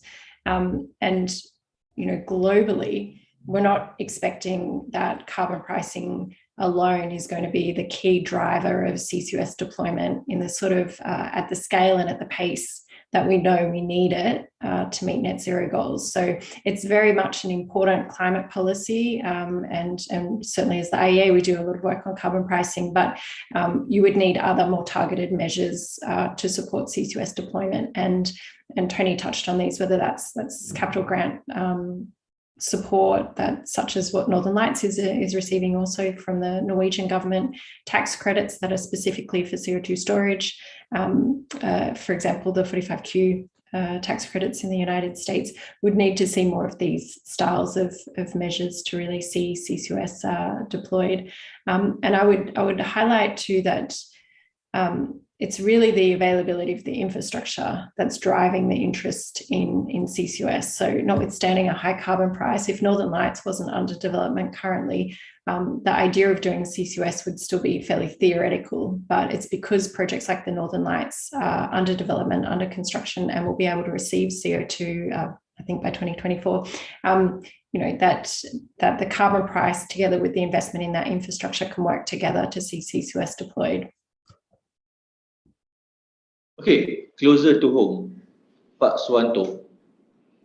You mentioned in your presentation that one of the obstacles in deploying CCUS in ASEAN is lack of supporting policies or regulatory frameworks. Could you elaborate on it? And is it possible to build an ASEAN-wide CCUS ecosystem to accelerate the takeoff? Yes. Yeah. In ASEAN, I think some countries is still like stepping to develop the regulation. For example, in Indonesia, I think the draft is ongoing, and I think the regulation will be in place at the end of this year. So the regulatory framework itself is very important to moving forward the deployment of CCS indicator application. Like in that regulation, we may also, as I said before, that the CCS is a very high investment. So I think the policy would like formalize the incentive, how much the tax reduction and so on, and then how about the carbon price or carbon tax to be applied in the CCUS project itself. So this regulation or policy also like to attract the investment from foreign countries. Like if the region has like established a policy, I think the investor would like assume the environment of investment is already established, and they will more sure to invest their money to CCS project in ASEAN region. Yes, and perhaps we require assistance at the beginning when we want to embark on CCUS, because this is something that is not very well understood in this region, and the scenario could be different, whereby in Europe and in US it is driven by also by market, by in ASEAN perhaps we need policy intervention to achieve or to accelerate the progress.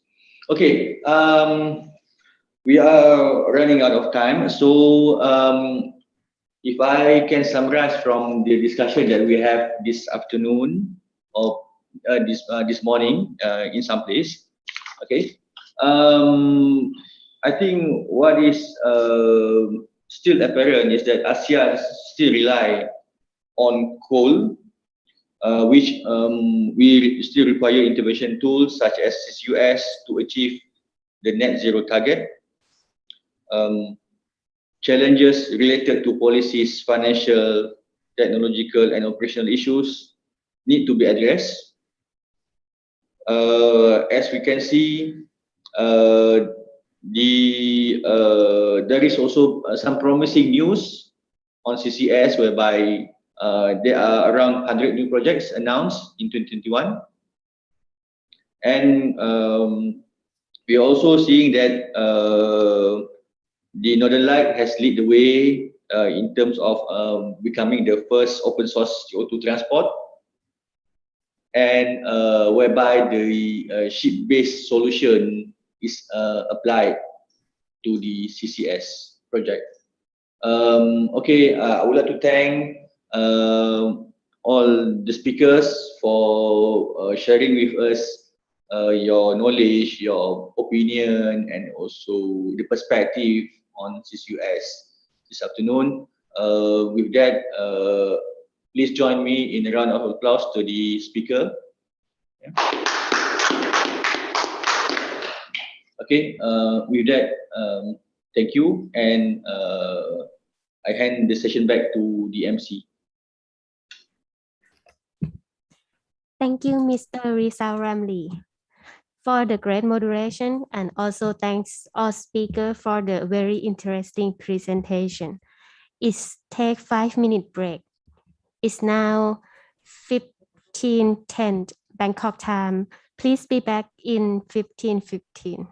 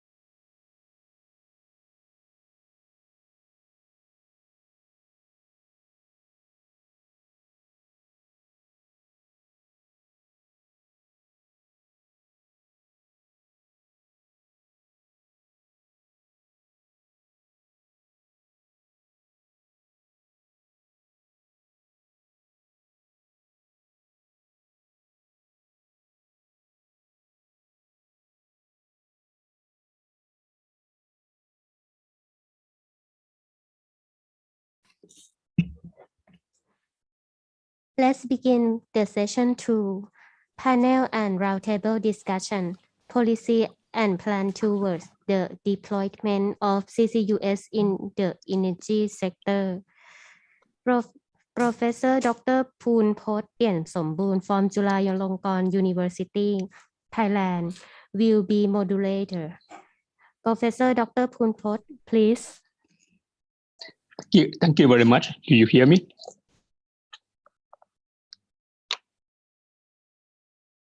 Can you hear me? Yes, I can hear you. Okay. Good afternoon, everyone.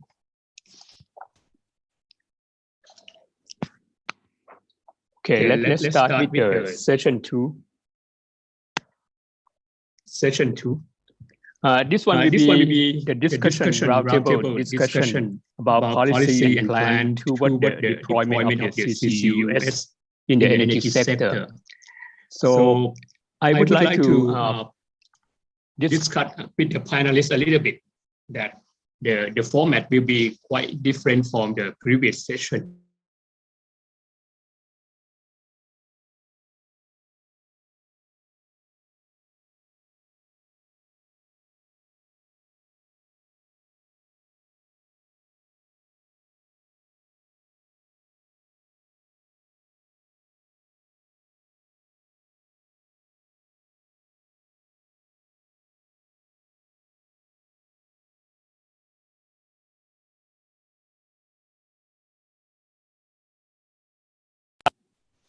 Okay, do you still hear me, right?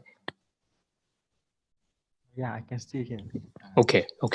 So first of all, the purpose of this panel, the key discussion point from this panel will compose of the ASEAN member policy about policy and the strategic plan toward the deployment of the CCUS, the incentive for the deployment of the CCUS in ASEAN, anticipation of the regional CCS market potential in this region, the ASEAN member initiative and way forward for CCUS regional cooperation, and the requirement and resort for implementation CCUS project.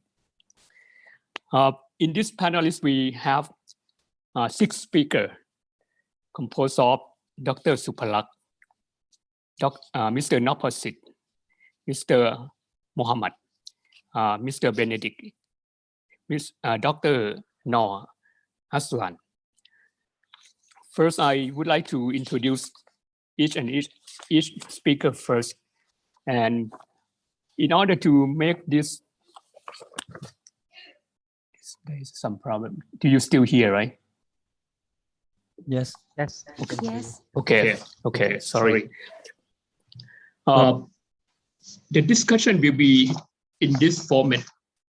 First, I would like to invite Mr. Justin Edmeyer first, so that he can show us about the global perspective. Okay, and then followed by Mr. Nopasit, who are in the same area of business. Later on, we'll follow by Dr. Mohammed, since he is the academic. And the fourth one will be Dr. Noor Aslan. So he might talking about the market, the carbon market. And the last 2 will be person who are in charge in terms of government, that is Mr. Benedict and Dr. Supalak. Okay. So for our panelists, first, Mr. Justin Edmeyer. I'm sorry, maybe I pronounced his last name wrong. He is the director of the business development for the ASEAN Pacific low carbon solution, ExxonMobil. Right now, he's based in Singapore. His responsibility is identifying and progressing Asian Pacific business development opportunity in ExxonMobil low carbon solution company, with focus on carbon capture, utilization, and sequestration, hydrogen, and biofuel. His background is in electrical engineering. Okay. The second one is Mr. Nopasit Shaiwanakuk. Mr. Nopasit is a Senior Vice President of New Business Division at PTT Exploration and Production Public Company. Right now, he leads the PTTEP business expansion into the future energy and decarbonization section, as well as other non-E&P business area. The third one is Dr. Mohammed Rajmat Su. He's a senior lecturer at the Faculty of Mining and Petroleum Engineering, Institute Technology, Bandung, Indonesia. Currently, he is the manager of the National Center of Excellence for CCS and CCUS, and the manager of the Center for CO2 and Frac Gas Utilization of ITB. Next is Dr. Noor Ahsan Mustafa. He's the head system planning single buyer. Dr. Aslan studied at University of Manchester, UK, where he obtained his PhD. And right now, he's head of the system planning, and he is responsible to provide 20-year long-term forecast for both demand and supply for electricity in Peninsula Malaysia. Next, Mr. Benedict Chai is director from the National Center, National Climate Change Secretariat in the Prime Minister's Office, Singapore. He is responsible for economic research and the development of low carbon technology and future work. Mr. Chai graduated from Oxford University with Master of Art in Economics and Management and Master of Science in Development Economics. Last but not least, Dr. Supalak Pananulak. Dr. Supalak obtained his PhD in Petroleum Engineering, and right now he is the Director of Mineral Field Management Division, Department of Mineral Field, Ministry of Energy, Thailand.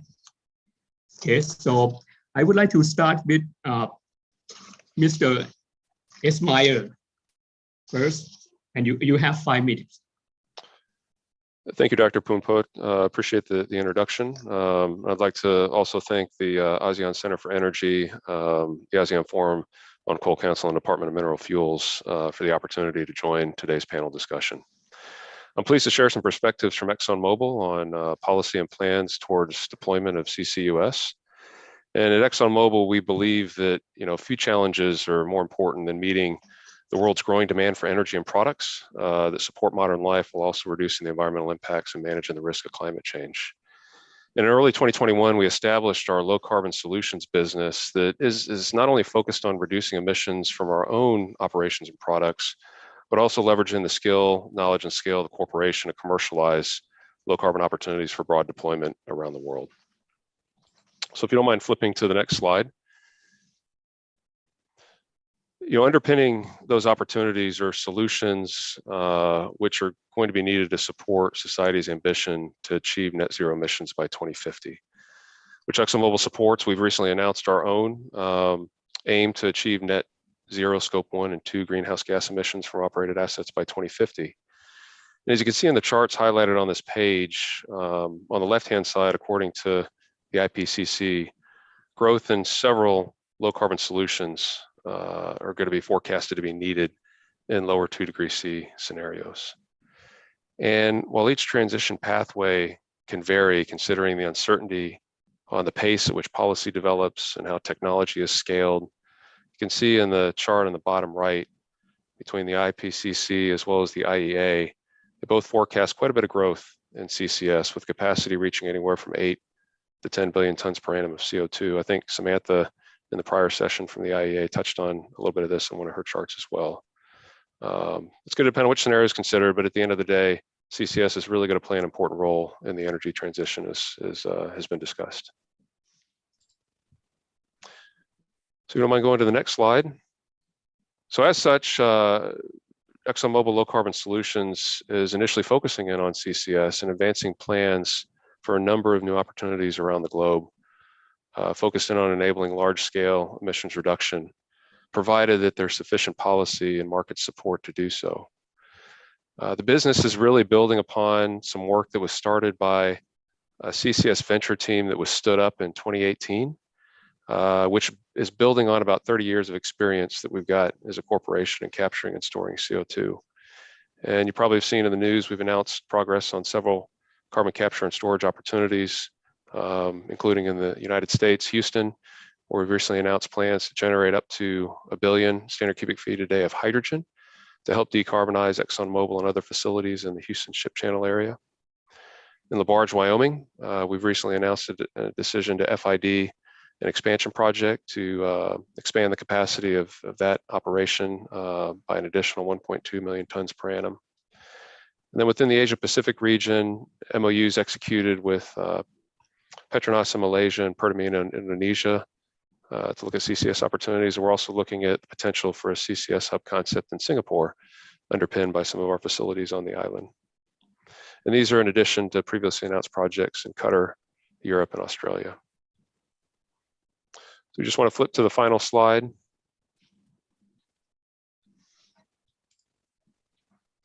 With all this being said, widespread deployment of CCS technology is really going to require sufficient policy support, which ultimately starts with visible government support for CCS being seen as a viable, competitive, and essential solution to reducing GHG emissions. At ExxonMobil, we've long supported a global, harmonized market-based price on carbon to really establish the market incentives and provide the needed stability for these investments, which as mentioned are pretty capital intensive. Those policies should be clear, cost-effective, technology neutral, and aligned with free market and science-based principles.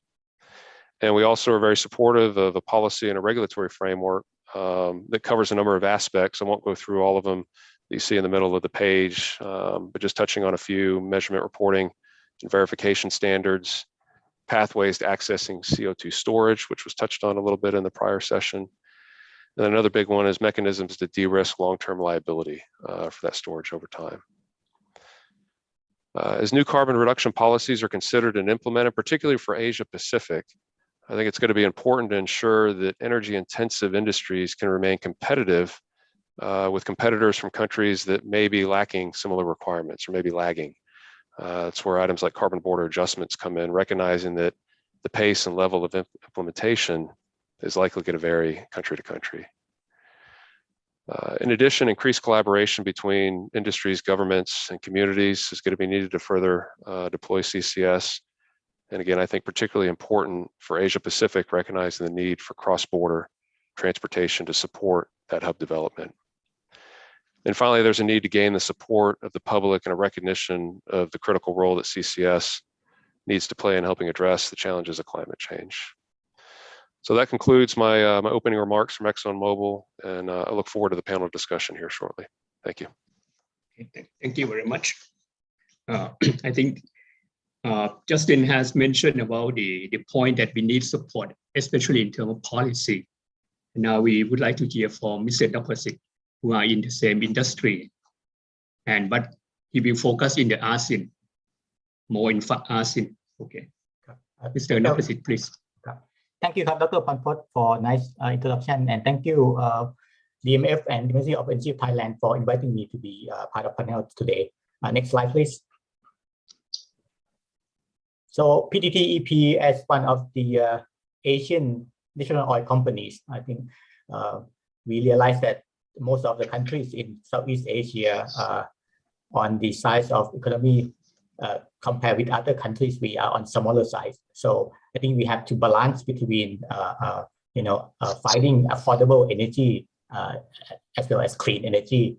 So the way we see it, most of the countries in Asian countries still need to rely on, not just only coal, but I think coal will be shifted towards something more clean, like gas. So we see that gas is going to be a transition fuel until we reach, a day in the future where we're not going to use any fossil fuel, which could be many decades away, right? So the way we see it, CCUS is one of the enablers to help, keep our power generations, our source of fossil fuel clean, right? So I think that's why PTTEP we're a bit cautious about going all out in terms of decarbonization. We still believe that gas have a long future, and I think it'll be vital to affordable energy in this region. But CCS is something that we have to start. The world cannot wait. I think recently PTTEP announced the commitment for net zero in 2050, scope 1 and scope 2. I think basically we just announced yesterday during our annual general meeting. So CCS, I think many panels and speakers has mentioned before that this is probably the most effective in the short term to decarbonize. CCU may be something that can help create values to turn carbon dioxide to some products that we can use and partly reduce the carbon dioxide from the atmosphere, right? So that's why we are balancing within these two areas. Next slide, please. So a bit focused in Thailand. I think we have been involved with CCS for a few years now, but initial focus was on reduce our own emission from upstream production. We have two projects, pilot projects, one in the Gulf of Thailand, Artit gas field, and the other one in Malaysia, Lang Leba gas field development, working hand in hand with Petronas, right? So, but now with the commitment of Thailand, the Prime Minister that commit to at COP26, we Thailand target 2016, we turn our attention to helping the country to meet net zero target.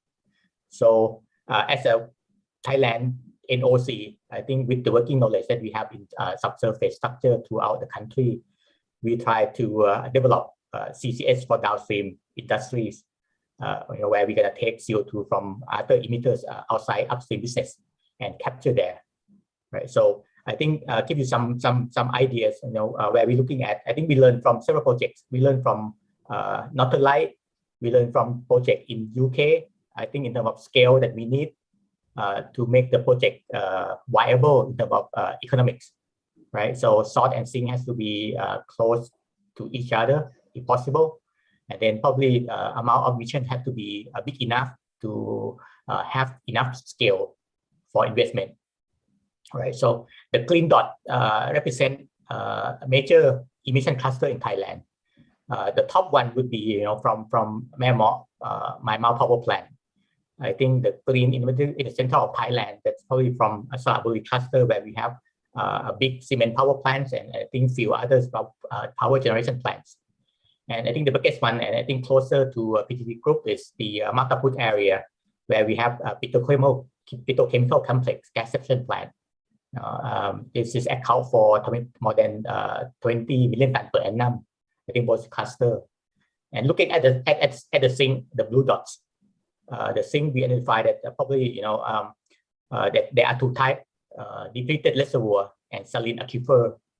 So the area that we're looking at, the first one, I think focus on the Gulf of Thailand. The northern part of the Gulf of Thailand, smaller dot. I think that's probably in the Gulf basins, eastern, western, and central Gulf basins, which would be a potential site for storage. And it within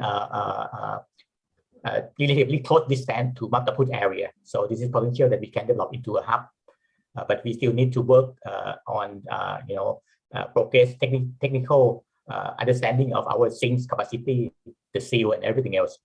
So I think it's something that we are working together with our subsidiaries, our sister company in PTT Group, as well as BMF to progress this project. And I think the bigger dot down south of the Gulf of Thailand, that's a combination of Pattani Basin and Malay Basin. I think this is the most prolific production area from the past. I think we have been produced altogether more than 15 TCF, right? So I think it's have huge potential, not only depleted reservoir, but also the saline aquifer. I think it's something that we could replicate the model of Northern Light, right? But other area, I think probably going to be more captive. The blue dot up north. I think on the south, on the west of Thailand, on the east Thailand, I think that Korat Basin, I think they have potential there, but in terms of deployment might be difficult, challenging because a lot of probably community issues and the geology there, right? But the other area that we can use, we learn from other companies, is at our silicate oil field, where we can use carbon dioxide for EOR and probably use as a sink for storage carbon dioxide from Myanmar power plant or from Salaburi cluster. So I think this is our thinking. We need to, identify the kind of orchestrate the project, integrate, combine all the players along the value chain, along the ecosystem, from emitters to the sinks and transportation, right? And then the key enabler would be regulations, policy incentive, and public sentiment. I think Italian, in particularly, since the COVID, we learned that now a lot of fake news, a lot of news that could be twisted. So I think it's something that we have to be careful in Thailand as well. And CCU, I think something that I'd like to mention is something that we're not forgetting, something that we still look at. But in terms of deployment, it could be several years from now, until the day that the product from carbon dioxide can be competitive when compared to similar products. Next slide, please. Probably, Mr. Nopal, you run out of time. Probably we can come to next round. Okay, we don't have only one round, so you can come on the second round. Okay, over time already. Right. Okay. I'll conclude my position over there. I'll continue with the others later time. Thank you. Okay. All right. We hear that right now, of course, we are going to go to low carbon fuel, and the industry looking for the site for CCS. Now we would like to hear about the technology. Probably Dr. Muhammad Lamash might be able to tell us about the technology available right now. Okay, thank you very much, Mr. Moderator. But unfortunately, in this opportunity, I would like to report several CCS and CCUS activities in Indonesia. So I'm a lecturer at the Bandung Institute of Technology, but on the same time, I'm manager for the National Center of Excellence for CCS and CCUS. Please move to the next slide. Okay. Actually, in Indonesia, we have conducted several complete and comprehensive feasibility studies for CCS and CCUS implementation. For example, in Budi Field, in Sukawati Field, both are located in Java Islands, and also in Tangguh Field in West Papua. Even for the Gundi project, we just finalized the pre-front-end engineering design, and starting from next month, we will start to conduct front-end engineering design. And based on our experience on our studies, we note that CCUS implementation in Indonesia is quite unique. Why? Because it makes the environment in the vicinity of energy facilities cleaner, because a large portion of the produced greenhouse gas emission is injected underground. Secondly, it gives an opportunity for both the government of Indonesia and the oil and gas companies to receive additional income from incremental hydrocarbon production. And third, it creates an opportunity to receive more economic benefit from selling carbon credit. Next slide. This is an overview of several low-hanging fruit CCS and CCUS project in Indonesia. If we note that our country's target for greenhouse gas emission from 2010 until 2030, which is about 314 until 320 98 million ton of CO2. So basically, if we could implement CCUS project, let's say in Gundi, in Gundi field in Central Java, in Tangguh field in Papua, and then the other CCUS project in East Java province, as well also in Central Sulawesi and in East Kalimantan, when we could inject the CO2 from the ammonia plant there. And also we will build dimethyl ethyl project in South Sumatra, and the released CO2 could be captured and injected to the underground. So basically, all from this project, we could reduce about 137 million ton of CO2, which is about 34 until 44% of our target in reduction of greenhouse gas emission. In the near future, if we could find cheap technology for capturing CO2 from coal-fired power plant, perhaps around 250 million ton of CO2 could be reduced from the 35 gigawatt of coal-fired power plant in Indonesia. Thus, CCUS can play an important role in Indonesia, since there are a lot of CO2 sources from energy sector, but their location are close enough to depleted oil reservoir and coal mining. Next slide. Okay, this is the current status of CCS and CCUS project in Indonesia. And actually, since last month, we have added another 2 projects. So we could see on the right side column that this is the project that will be implemented before 2030. And the fastest one, perhaps in 2024, 2025.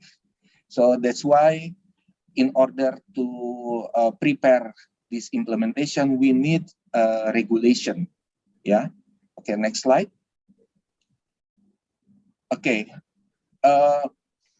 Since August last year, we are working together with Ministry of Energy and Mineral Resources, and also some experts from the oil and gas industries to prepare the draft of the CCS and CCUS implementation in Indonesia.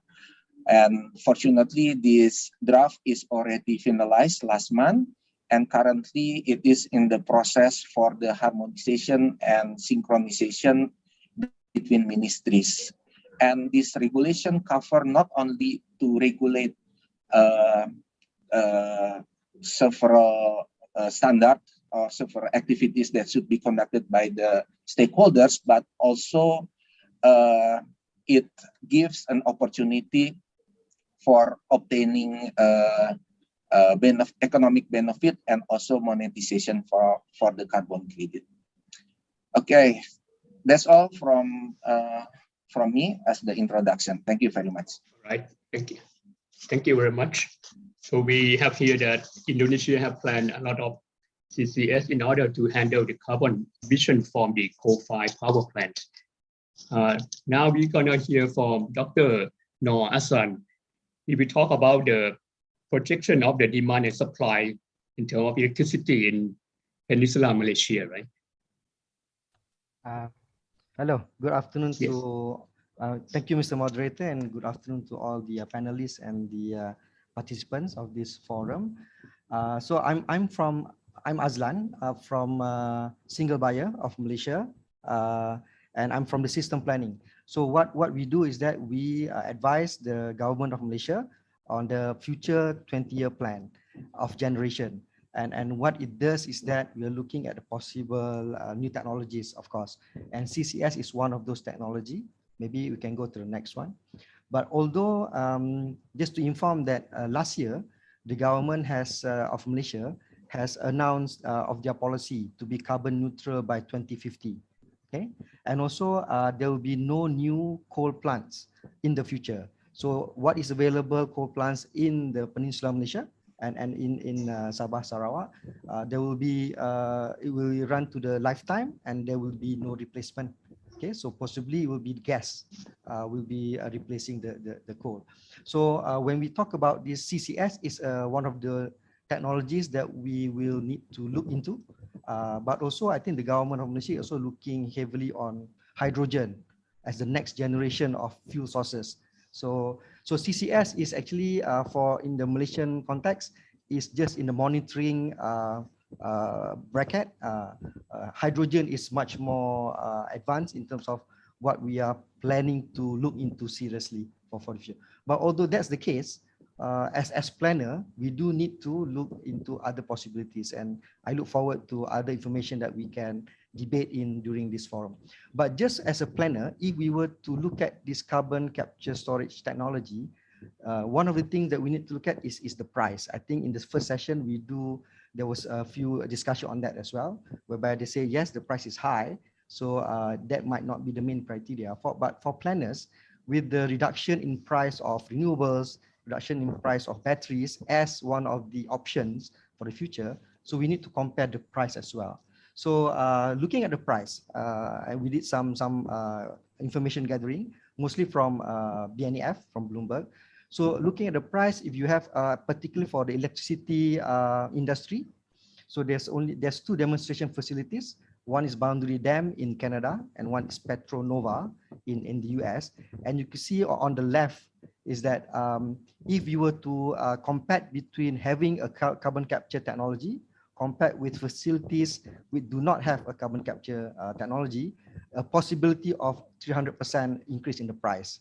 So that's one of the possibility, but that is not surprising because carbon capture storage facility is an additional to the existing plant. So of course there will be additional to the cost. Next, I only have a few slides. So then we look at the pricing. This is the projection from the NEF. Okay, so it's just an assumptions, and if you focus yours is on the hydrogen. So because as I said, Malaysia is actually looking at hydrogen as the next generation fuel source. So hydrogen, this is green hydrogen and it's a green color. But for the coal with carbon capture storage facility, that's the black line. Yes, at the moment it is on the high side, but it is lower than hydrogen. But both hydrogen and carbon capture storage cost is going down, which is a plus. Okay, it's going down until 2030, and then it will become normalized.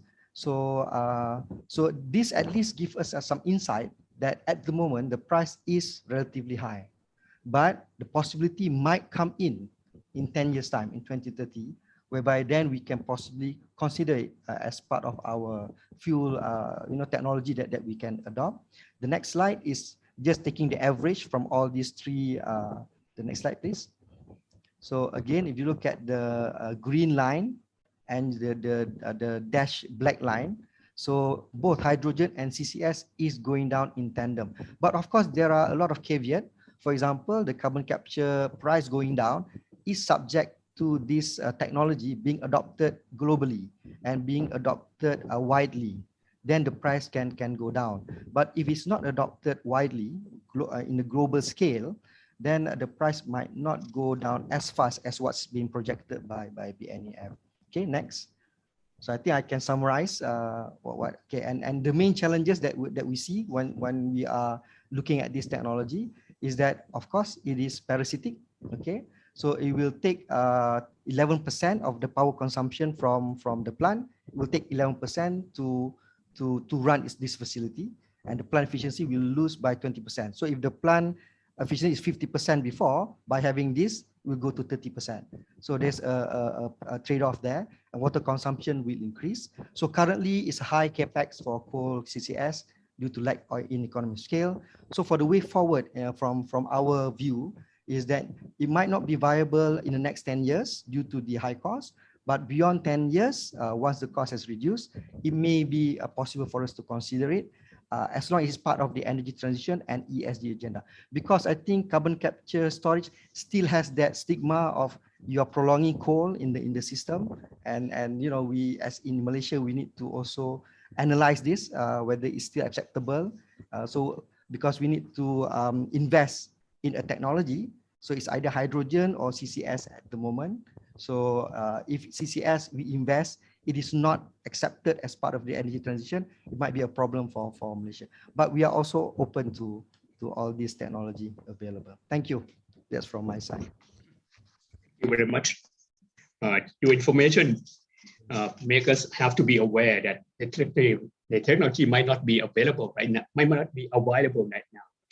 So we have to think about next 10 years, what we have to do. So we might need to hear from Mr. Benedict Trey about the policy, what is the government of Singapore doing about the carbon capture technology, about the future work in this area. Hi, I'm Benedict. I'm from the National Climate Change Secretariat. We are part of the Prime Minister's office in Singapore, and our role is to work with various stakeholders, both within and outside government in Singapore, to advance Singapore's climate strategies and policies. Next slide. So maybe just to give a very broad overview, Singapore's current nationally determined contribution, NDC, our 2030 target, is to peak our emissions at 65 megatons. We have also laid out where we see our emissions going after 2030. And earlier this year, we announced that we aim to achieve net zero emissions by or around mid-century. And we have highlighted 3 different levers to achieve our long-term emissions goals: transformation in industry, economy, society, adoption of advanced low-carbon technologies, and effective international collaboration. Before I move on, I just wanted to highlight that as part of our announcement on achieving net zero by around mid-century, we also announced an increase in our carbon tax trajectory. So the current carbon tax in Singapore is about $3 to $4 US. It is quite a low price. And we have announced that we intend to increase the carbon tax by 2030 to a range of about 35 to 60 US dollars, or about 50 to 80 Singapore dollars. This is really to underpin our seriousness in terms of reaching our longer term emissions goals. And I thought I also raised this because I recalled that in the earlier part of the discussion, there was also talk about what is the right price that we need to put on carbon in order to incentivize CCUS. And we do think that our price level, though it doesn't fully incentivize CCUS on its own, I think it goes a significant part of the way to provide that incentive for companies, at least those based in Singapore, to look at CCUS quite seriously. Next slide. So we did a number of studies in terms of identifying what we think made sense to us in terms of where do we see the opportunities for CCUS.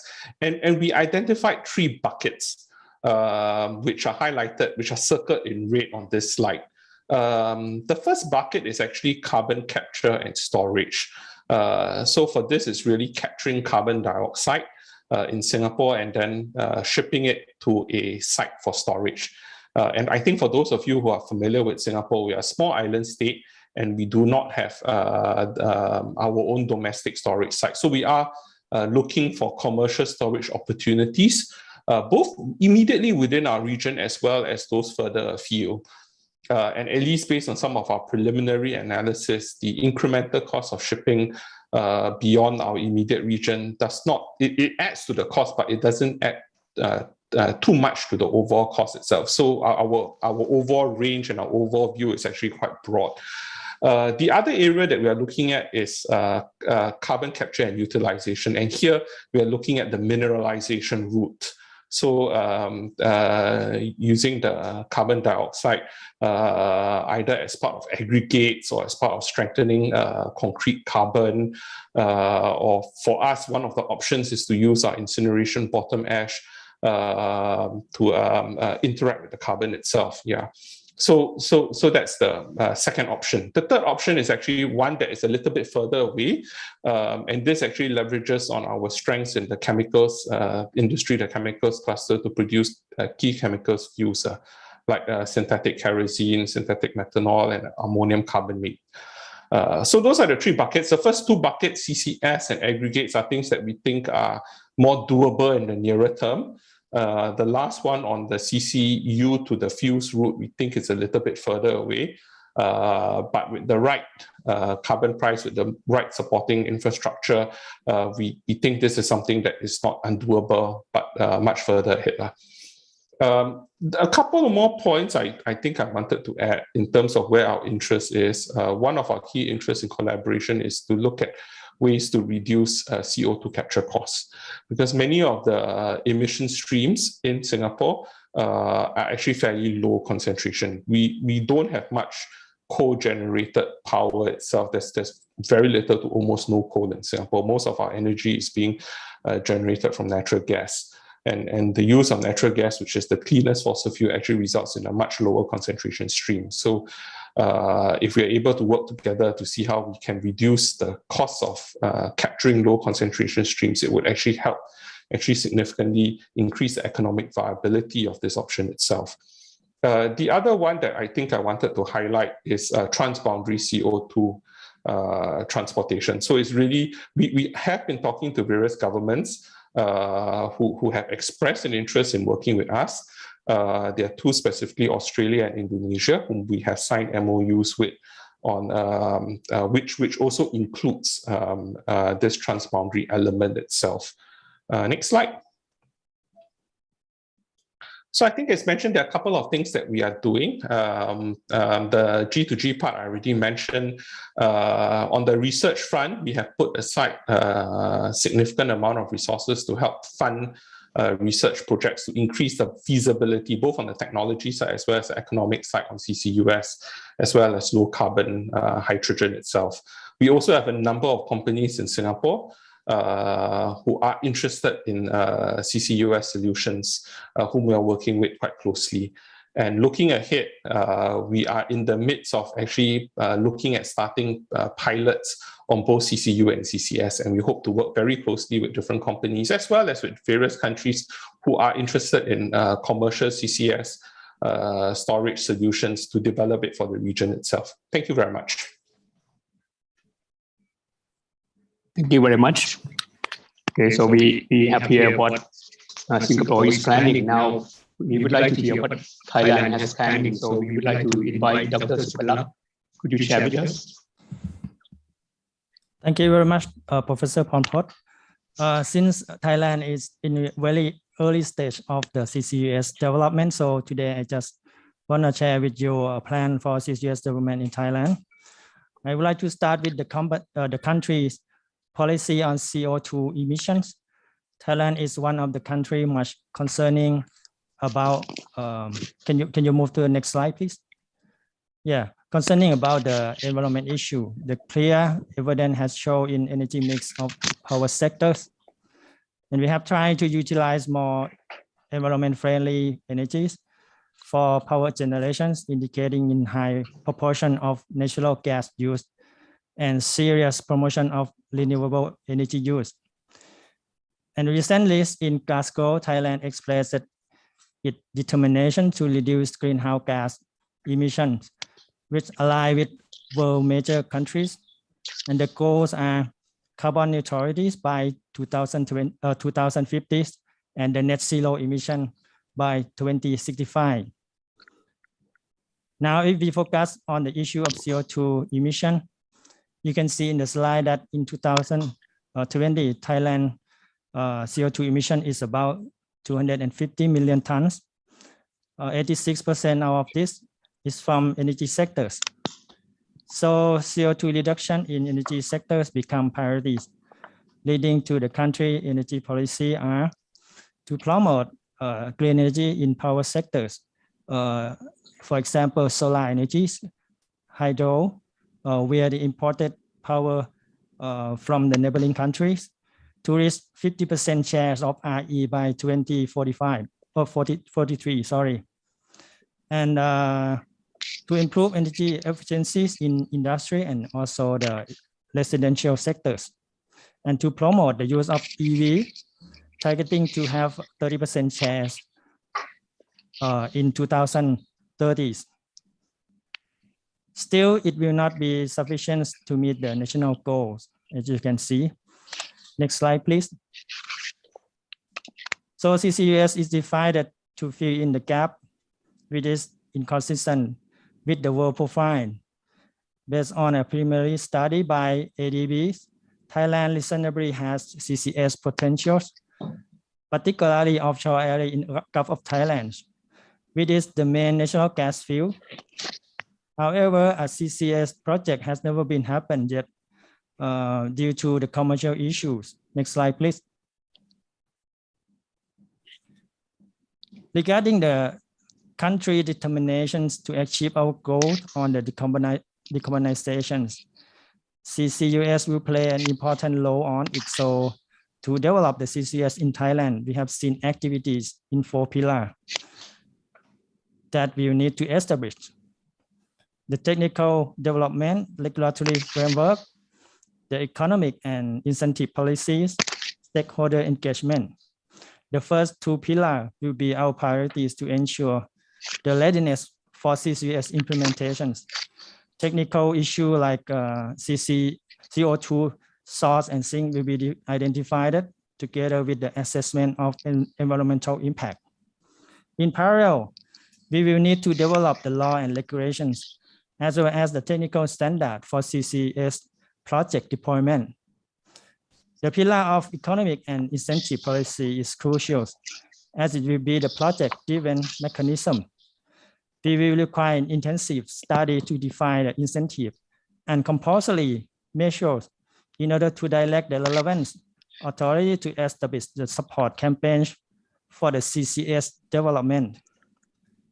And the last one, we will need to engage the relevant stakeholders like public sectors, the government agencies, private sector, or independent organizations to ensure their collaborations and supportings, whether in the form of technical support, the regulatory recommendation, or the financial support.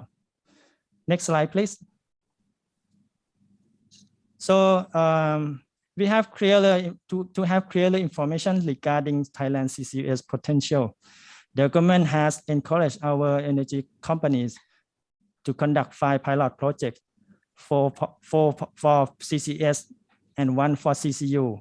You can see this map already touched by Kunopasit from PTTEP, but I'm gonna recap it. The first one for CCS, it will take place in a gas production field in Gulf of Thailand.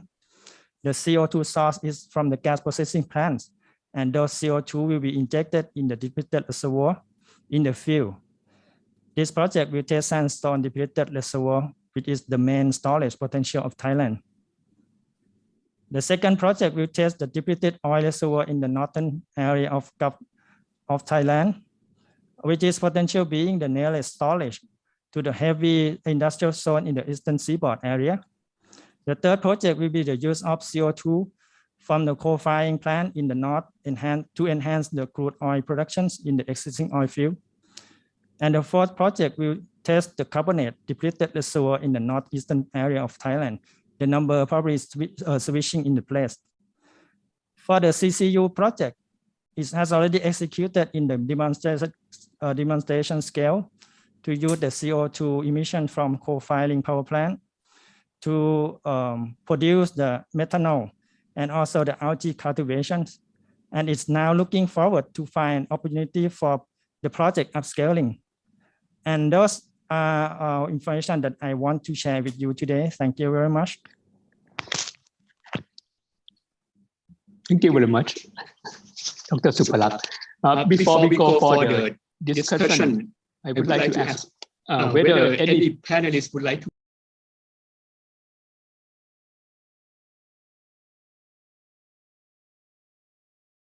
You can have 1 minute if you would like to add some more information Could I start from Justin? Nothing else to add from my end. Okay. Kunopasit, you probably can finish it, whatever left over.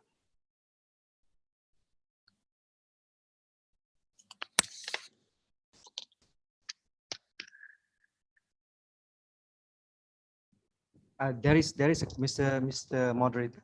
There is a question addressed to me. Do I answer it now? The question was, could you explain hydrogen potential in Malaysia?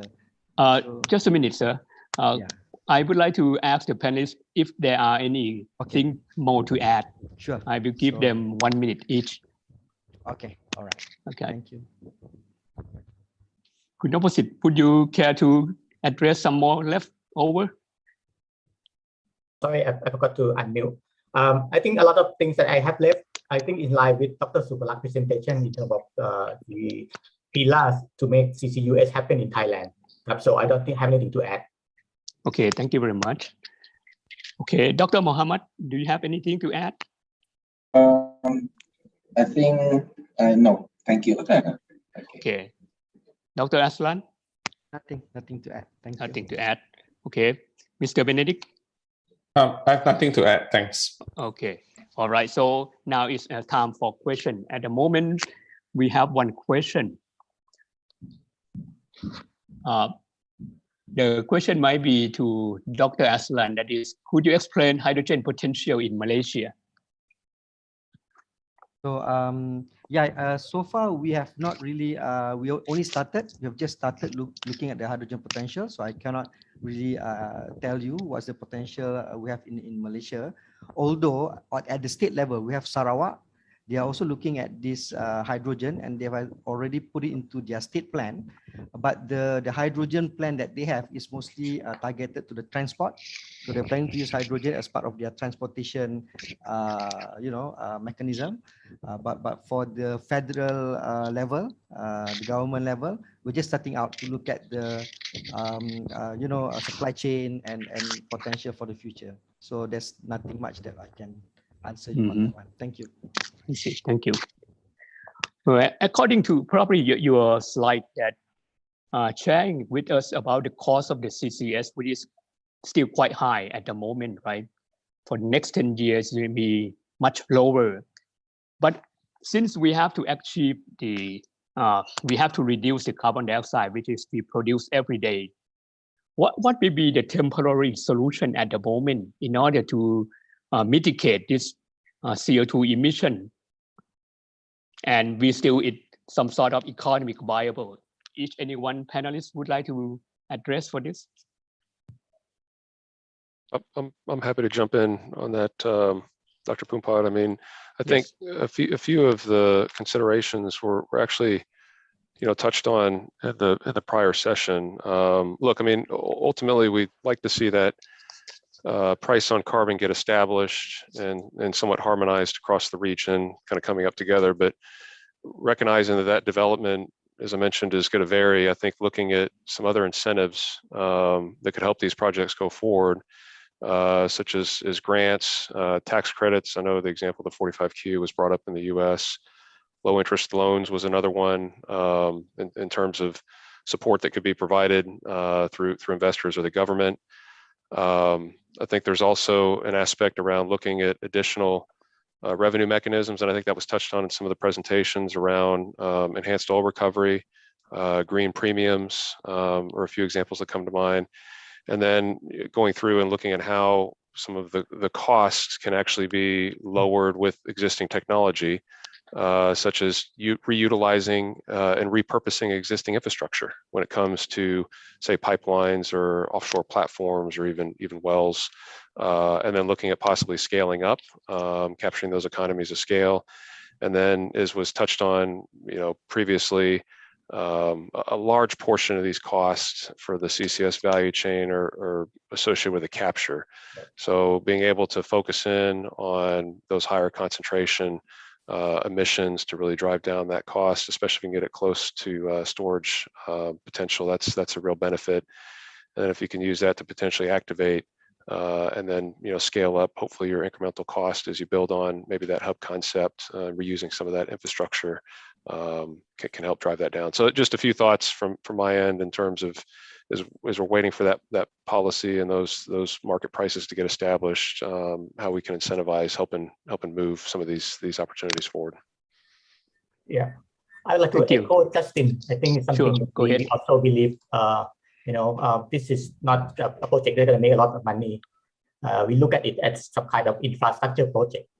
We need some kind of seed money. Maybe the government, like the Norwegian government, can chip in a little bit to make the project happen. The foundational infrastructure, and then after that, the build on, the add on, I think could be easier to achieve. Right. So I think that's key. Thank you.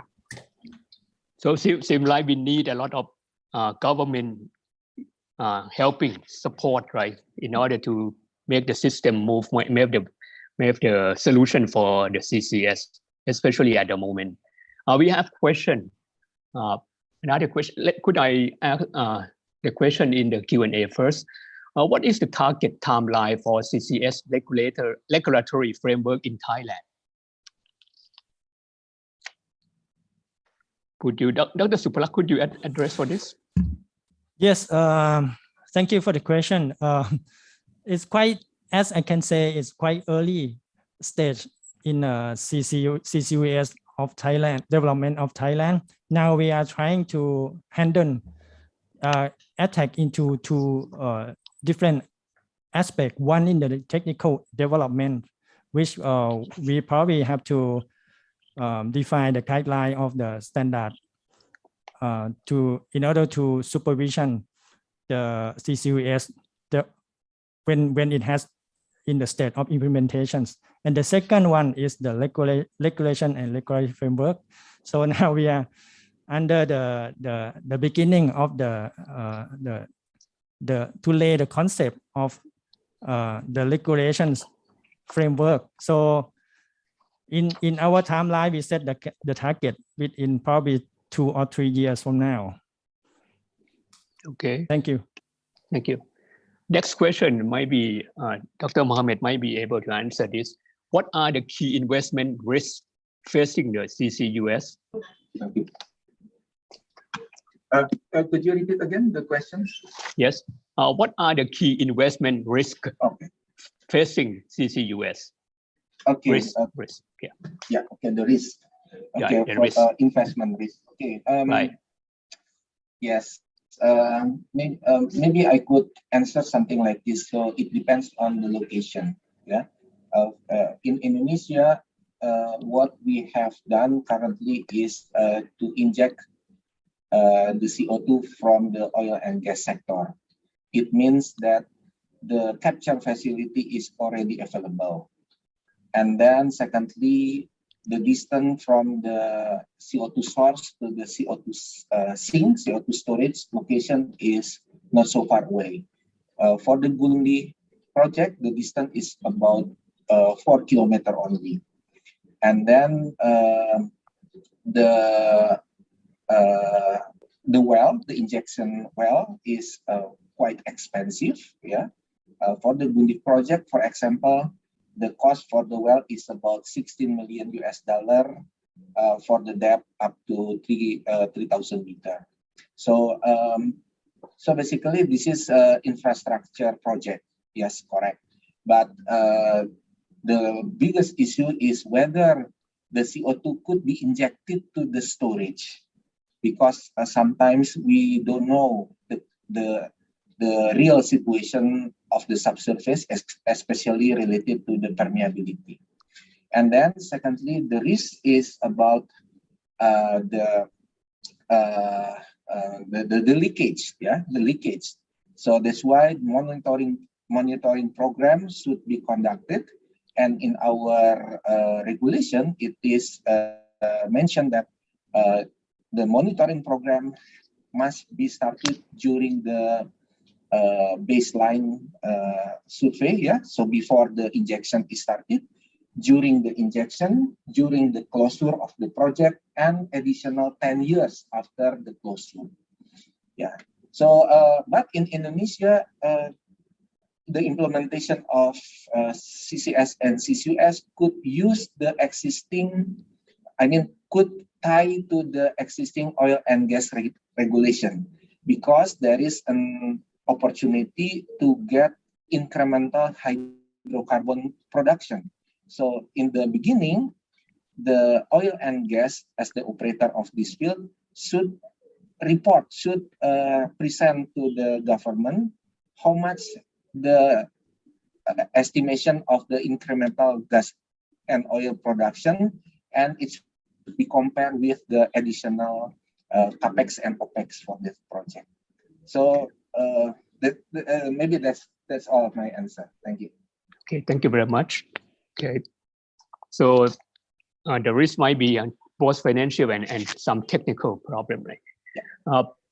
Next question is, does the CO2 need to be in a certain level of purification or purity before it can be injected into the before it is injected? Is there any processing needed before injecting to the site, I guess?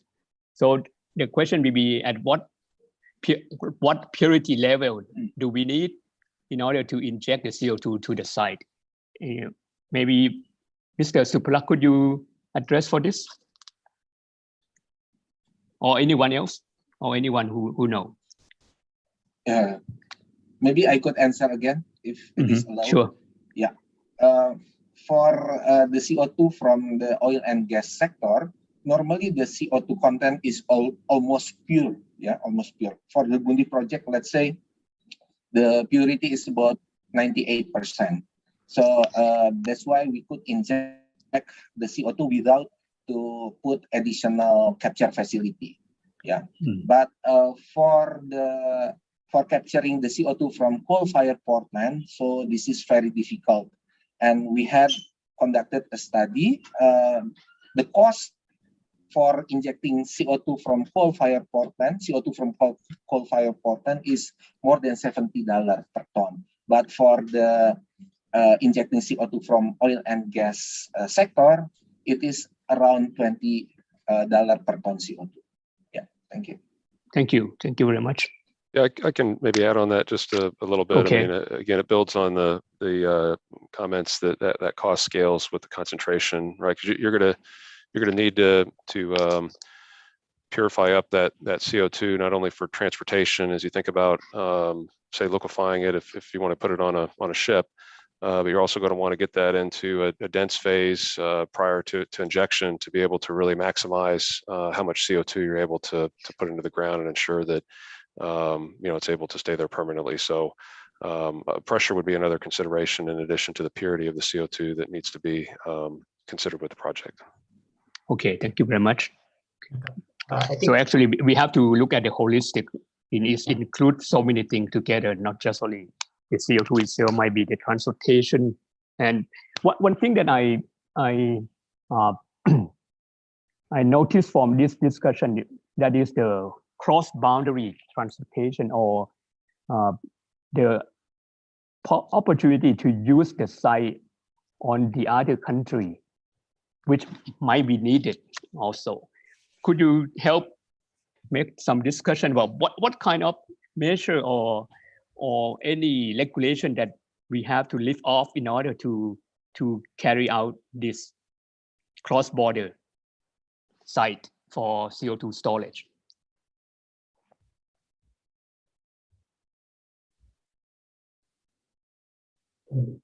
Maybe Justin, you can handle it.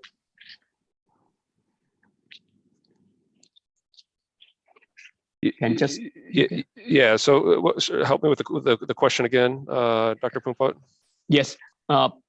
Since we discussed about the site of the CO2 storage might be in other country, right? And we might need some cross-border storage site, and probably the regulation or the law of each country might not allow us to do that. So I'm not sure, is that any problem, or what are the regulation that we have to change or to make this possible? Or at the moment we can do it easily already? I don't know that. No, I think that's definitely some work that is going to need to be done, and I think it was Mr. Benedict that highlighted some examples of some specific collaborative agreements that Singapore is embarking on within Australia and Indonesia is an example.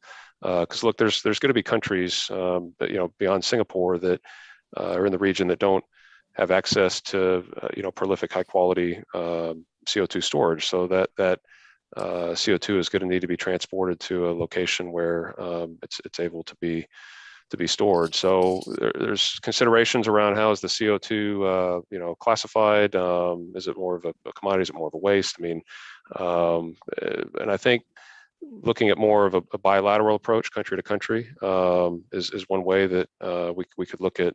I think trying to address that. But no, it's definitely transborder CO2 shipping is something that's going to need to be addressed. Regulations are going to need to be put in place, I think, to enable that value chain to go forward.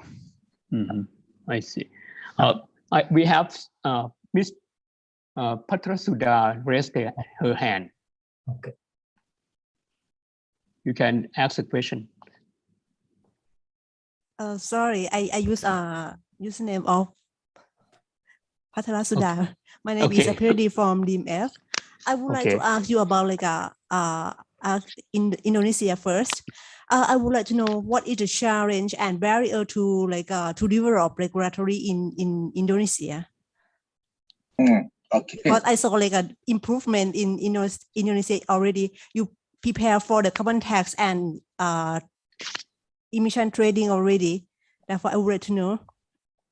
Okay, thank you for the question. First of all, we already in place the carbon pricing regulation. This is a presidential decree, and it has been introduced since November 2021. Yeah, so the government regulate also in this regulation about the carbon tax also.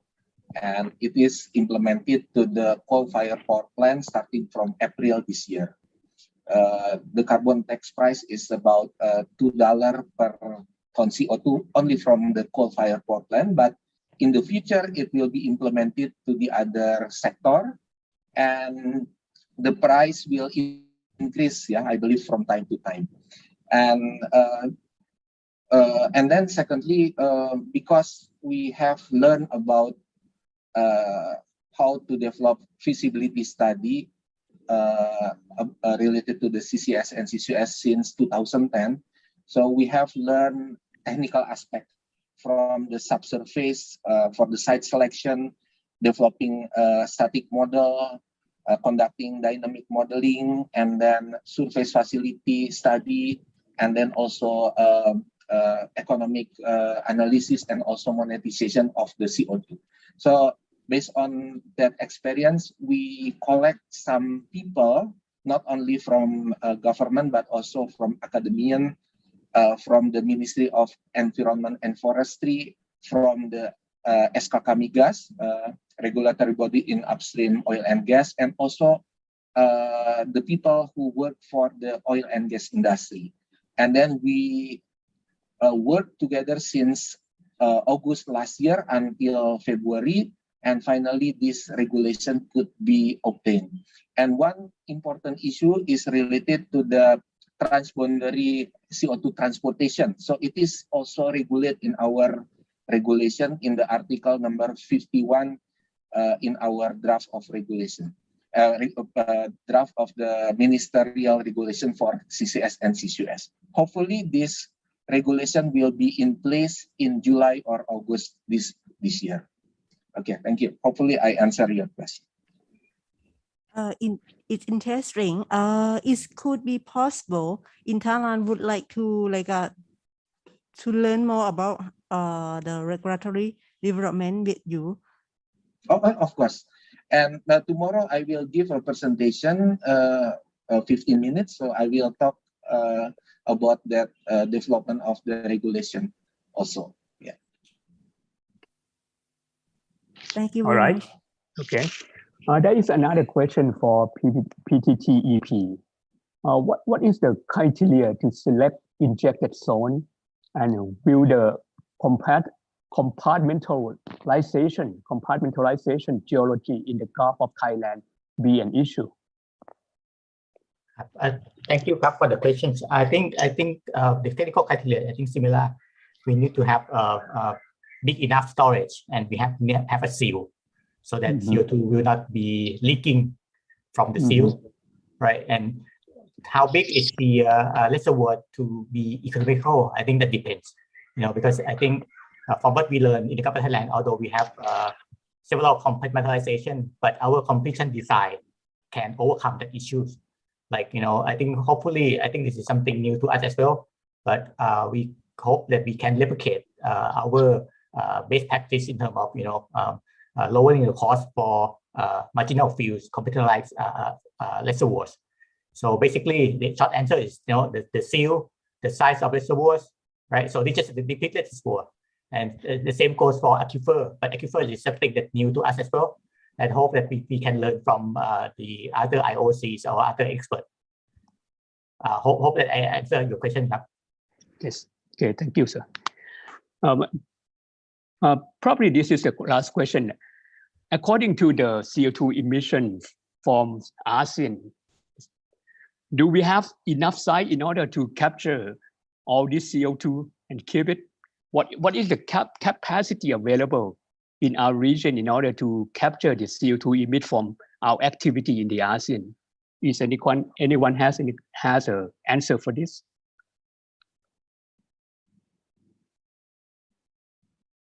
I think let me answer for Thailand. I think it's still very early. We have very high level estimation, but we need to further study to confirm how much we can inject.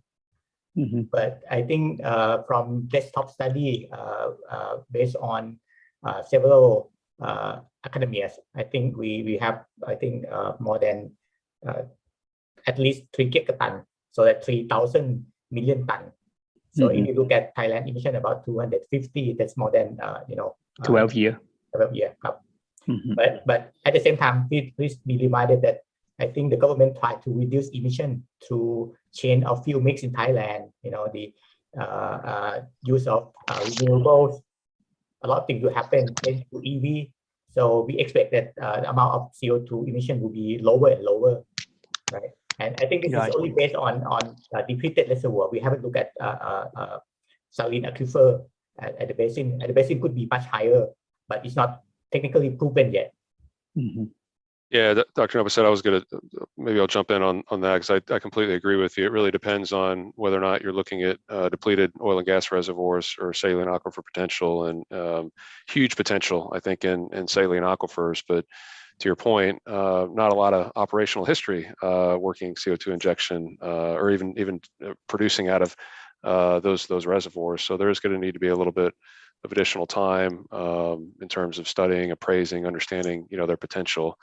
I'll mention from ExxonMobil's perspective, we did embark on a study in partnership with the Singapore Energy Center and some other universities around the region that looked at some CO2 storage potential across ASEAN. I think they're working through some of the final reviews on that report, and it should be published hopefully here in the near term.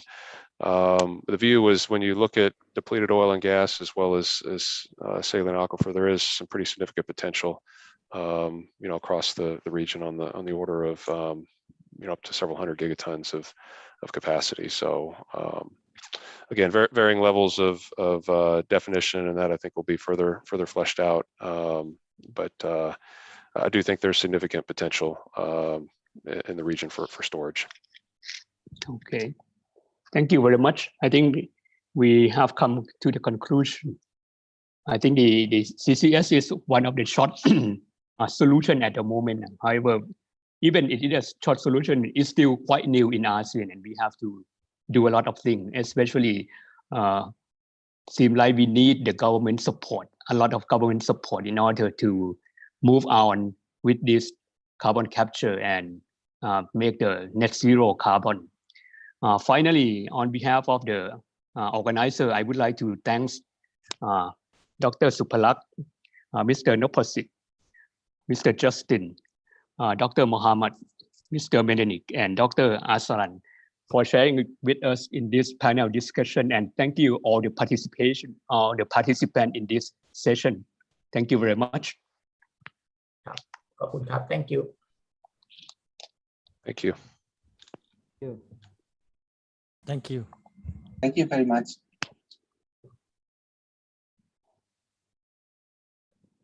Now it's the floor for the MC.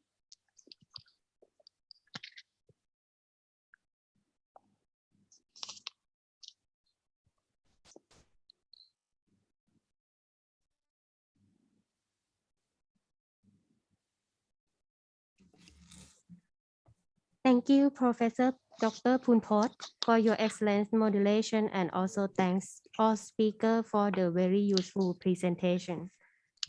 Now we come to the end of the workshop. I would like to invite Mr. Walakon to deliver a remark. Mr. Walakon, please. ครับขอบคุณครับ Mr. Laisal Ramli, representative from Malaysian and AFOC chairman, Mr. Christopher Samora, senior manager of APAEC, distinguished delegates, ladies and gentlemen. I would like to express my sincere appreciation to all delegates of ASEAN member states and private sector for the productive discussion and successful deliberation at policy and regulatory framework today. I believe the workshop will contribute to a greater opportunity for future collaboration among Thailand, ASEAN member states, and business partners. I also believe that the attractive packages of policy and regulatory framework will stimulate the CCUS deployment in commercial scale, targeting to the market of low carbon business. We have achieved the fruitful outcomes of the meeting today with a clearer picture of future collaboration in ASEAN engaged with government and private sectors. For this, we will continue to work more closely to move forward our future activities on CCUS in terms of policy and regulatory framework, as well as technology and business development. Once again, I would like to thank the Singapore government's Indonesia Center of Excellence for Carbon Capture, Utilization and Storage, Malaysia, PTTEP, and ExxonMobil, and distinguished delegates for your active participation in making the AFOC Workshop on CCUS, policy and regulatory framework a great success. I wish to meet you all again in the ASEAN CCUS Workshop. Thank you very much. ขอบคุณครับ Thank you, Mr. Walakon. May I invite Mr. Rizal Ramli deliver a closing remark. Mr. Rizal Ramli, please.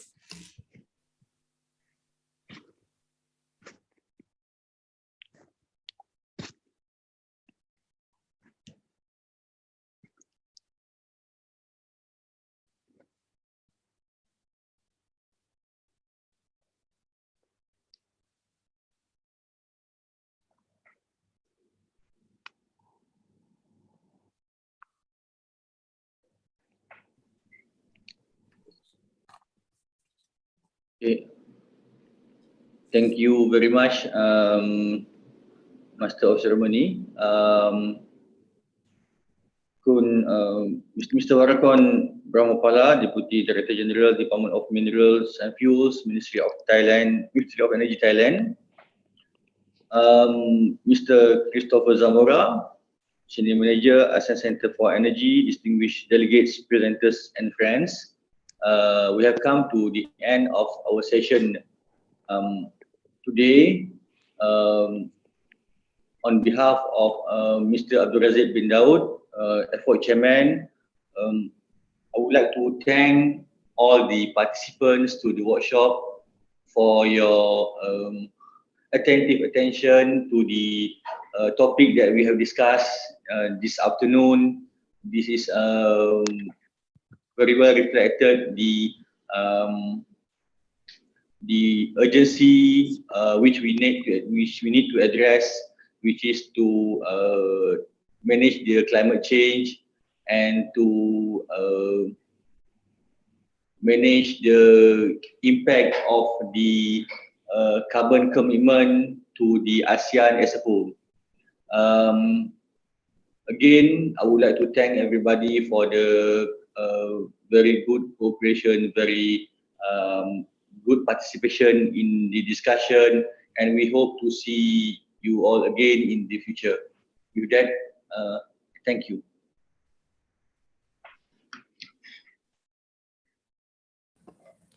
Thank you, Mr. Rizal Ramli. And thank you for your participation. See you on the next workshop. Thank you all.